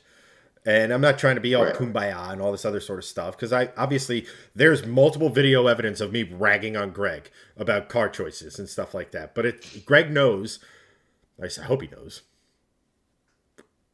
that I'm messing with him, right? And that he could easily turn around and send it right back to me, and it's not going to affect our friendship in the slightest. Steve wants to be rolling down the street in his drop top 5.0, just like Vanilla Ice. I kind of dig I like Fox body convertibles work, but I'd much rather a coupe. Like the notchbacks are cool, and if you're gonna go racing, they're the ones to use. But I like the coupes the most. Like that was the first. If I had to have a Fox body, I'm with you. But I would never own a Fox body. What if it's War Admiral? Cool car, amazing build, respect the living shit out of it. Still wouldn't own it. Really? Yeah. Forget everything I just said. There's certain cars. There are certain cars that do nothing for people. I nothing Fox bodies. I respect them. They're cool cars, but I wouldn't own one. What if, they nothing for me. What about a Capri? The McLaren Capri. I don't know. The McLaren Capri? Oh no, McLaren Fox body. No. It tickles your no. It tickles your love for British cars underside enough. It tickles the rarity side, but it's at its core, it's still nothing more than a Fox body. Right, but I mean, I'm trying to think of it. I think the only convertibles I'd actively seek out are stuff like a Bronco or a Bronco. That was the other wild card I was going to say. Like, I also would really love. Well, one of my dreams is to like have enough money where I could have a house at the beach and just live there for 6 months of the year. Like that would be cool. And in that driveway, I would have like a Wrangler or Bronco that's not necessarily lifted, but on cool like bigger wheels and tires, with like a lift, but not like an insane one where you can just kind of like cruise down the beach. You know, like absolutely. That's one of those things. Like that's like where like a Bronco or something like that. Even if it's like a resto modded like Bronco 1. One of the things I always wanted was when we go down the Outer Banks, after a certain time, you had beach access with vehicles. So you could take these guys, our friends down there would take their trucks, take their Jeeps, take their whatever, and we'd have like this sort of places to sit, music, lights if we wanted it. You know, they had conversions in them to where you could plug like a regular plug-in and have like not like a mini fridge, but it was like a refrigerated cooler. Like all that stuff was so cool, and it's something I would love to be able to do now, especially if like, you know, I had the money for a house and just hang out on the beach. Like I'm not like big into the ocean, but I love the beach. Yeah, same. The other side of that is like if we had enough money, I would love to like modify like a Range Rover to have a drop top to just be like snooty as shit, but also beat the living crap out of something that off-road capable as a Range Rover. Just be like, well, I have millions of dollars. I'm going to chop the entire roof off this Range Rover. It's crazy capable. I will drive it on the beach wherever I damn well please. And yeah, it has a massive amount of, you know, crazy charcuterie boards out the back. Just because. Why not? You understand the Defender exists, right? I do. Okay. But I have millions of dollars and I can chop the top off a Range Rover. I don't care. Yeah, Mark, that's awesome. Point, we used to go a bone stock. I used probably since I was 14 until I was like 33. We go down to the Outer Banks all the time. Like that's one of my like favorite vacation spots. Like, Jersey Shore, but the Outer Banks is cool, especially where we were at. I mean, the Outer Banks exploded, but where we were at, it was still kind of, what's the word? Not like remote by any stretch, but like enough to where like you weren't like next to a 17 family home because they rented out to that, you know, the Gutenbergs who are going down for their family reunion and all 50 of them. But Mark goes, we were talking about weird McLaren, the McLaren Turbo Grand Prix McLaren. Yes, those are pretty cool. That actually got them in the door as being one of the two companies that were tasked with building the Cyclone. It was Fast who ended up making the car, and McLaren were the last two, and Fast got the contract. Mostly because they were, I think, they figured out how to make it work with all-wheel drive, where McLaren just made a burnout machine, which was awesome in its own right. Because of course they did. Mark goes, a bone stock Rubicon will play on the beach all damn day. Yes, but I respect... Jeep is in a very similar place to me as the Miata is, right? If you're looking for a canyon carver that doesn't break the bank, isn't stupid powerful, so where you can enjoy as much of the power as you want, you go Miata. If you're looking for a very capable off-road vehicle, you go Wrangler. It's bordering on cliche to me, which is why I was so excited and why I really want to see Juggernaut, because I'm pretty sure they're putting a Predator, i.e. the GT500 motor or the motor in the new Raptor R pickup truck. They're doing that swap in a Bronco Raptor. They're making a Bronco Raptor R. So, like, the only thing missing from the Bronco to make it like, oh, I must own one of those is the EcoBoost. And it goes back. That's a great engine. Sounds like a wet turd. Like, I want a V8.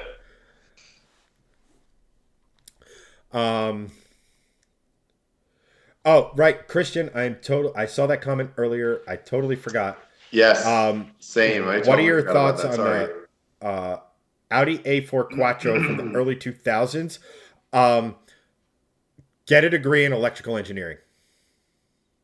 They are very cool. They're extremely cool. Really good looking. They are stupendously unreliable. Except, strangely enough, for the S4 Avant. That is the only one that is halfway decent at reliability. Other than that, I would not even touch them. Yes, so I'll give you guys a fun little story. Right around the time Top Gear did the M3, RS4, and C63 AMG review at that crazy automotive resort, I was like, I'm kind of into all-wheel drive V8 Audis. Let me see here. I couldn't afford an RS. I kind of can now. No. So, like, the S4 generation just before that version of the RS4 came with a 4.2 that was 350-ish or whatever. It's like, man, do I trade the Lexus in for this? And it came really close. Like, I test drove it and everything, and then it was just like, I have the most reliable midsize luxury sedan. Do I really want to trade it in for a crapshoot?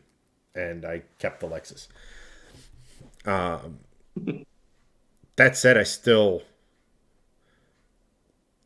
would really like an RS4 at some point. I just really, really dig the look of those cars. And that V8's really good. And, you know, they take boost pretty well. I mean, I don't know enough about the Avants to know if they're, to do anything other than cede the floor to Greg in this particular instance. But I just know that early 2000s Audis have a very bad reputation, and specifically surrounding the electronics. Yeah, that's pretty much all you need to know. That's 100% correct. But I mean, it's a cool platform. It's cool. It really is. It's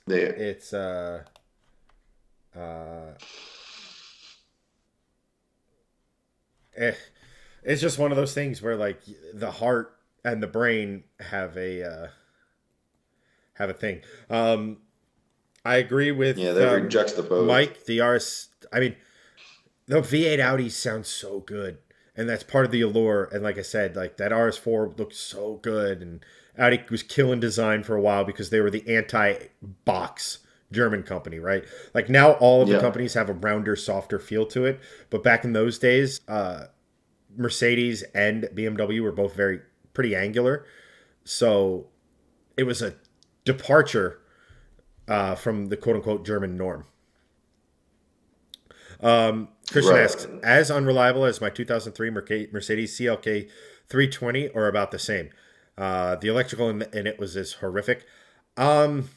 Pretty much any Germans from that era that wasn't BMW. Uh, yeah, it's like what's the line from Game of Thrones? Every time a Targaryen is born, the gods flip a coin. You know, heads for good, tails for murderous bastard. It's kind of the same with Yep. German cars from that era. The BMWs were good right up until the point that their warranty expired, and then they weren't. Um, Yeah. BMWs were always, and still are, always good up until about 100,000 miles. After that, you're really pushing it. yeah, Mercedes has come a long way. Audi's come a longer way. But even now, they still over-engineer everything, and they don't need to. that's the But German that's the way the Germans are. That's the German way. Right, They overdo exactly. everything, But just like their 1930s French Vacation. right, right, exactly. Um, but that's like that's part of the thing. Like my parents owned a 525i from 1992 for 14 years, and sure, things went wrong. Didn't have a single electronical thing go wrong ever in Yeah. 14 years for that car. They had bad batteries, and the battery was located under the back seat. Like there's weird shit about that car, right? Things were expensive, things failed, but it wasn't overly crazy. When everything sort of went more digital towards the year 2000 and like into the 2010s and stuff, that's when things got really sort of nuts as far as like electronics were concerned. But as far as electronical baddies, Mercedes and Audi from 1985 through 2005 were way more of a handful than BMWs were, for sure. BMWs, if you had to compare the three, BMWs were far more reliable and far more electronically sound Right, but even than Mercedes and you're Audi. 100% correct. But all you have to do is walk up to someone who owns that era BMW, lean in and whisper Vanos into their ear, and they will go fetal.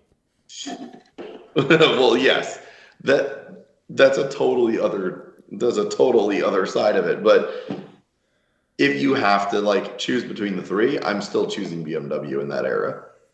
Right.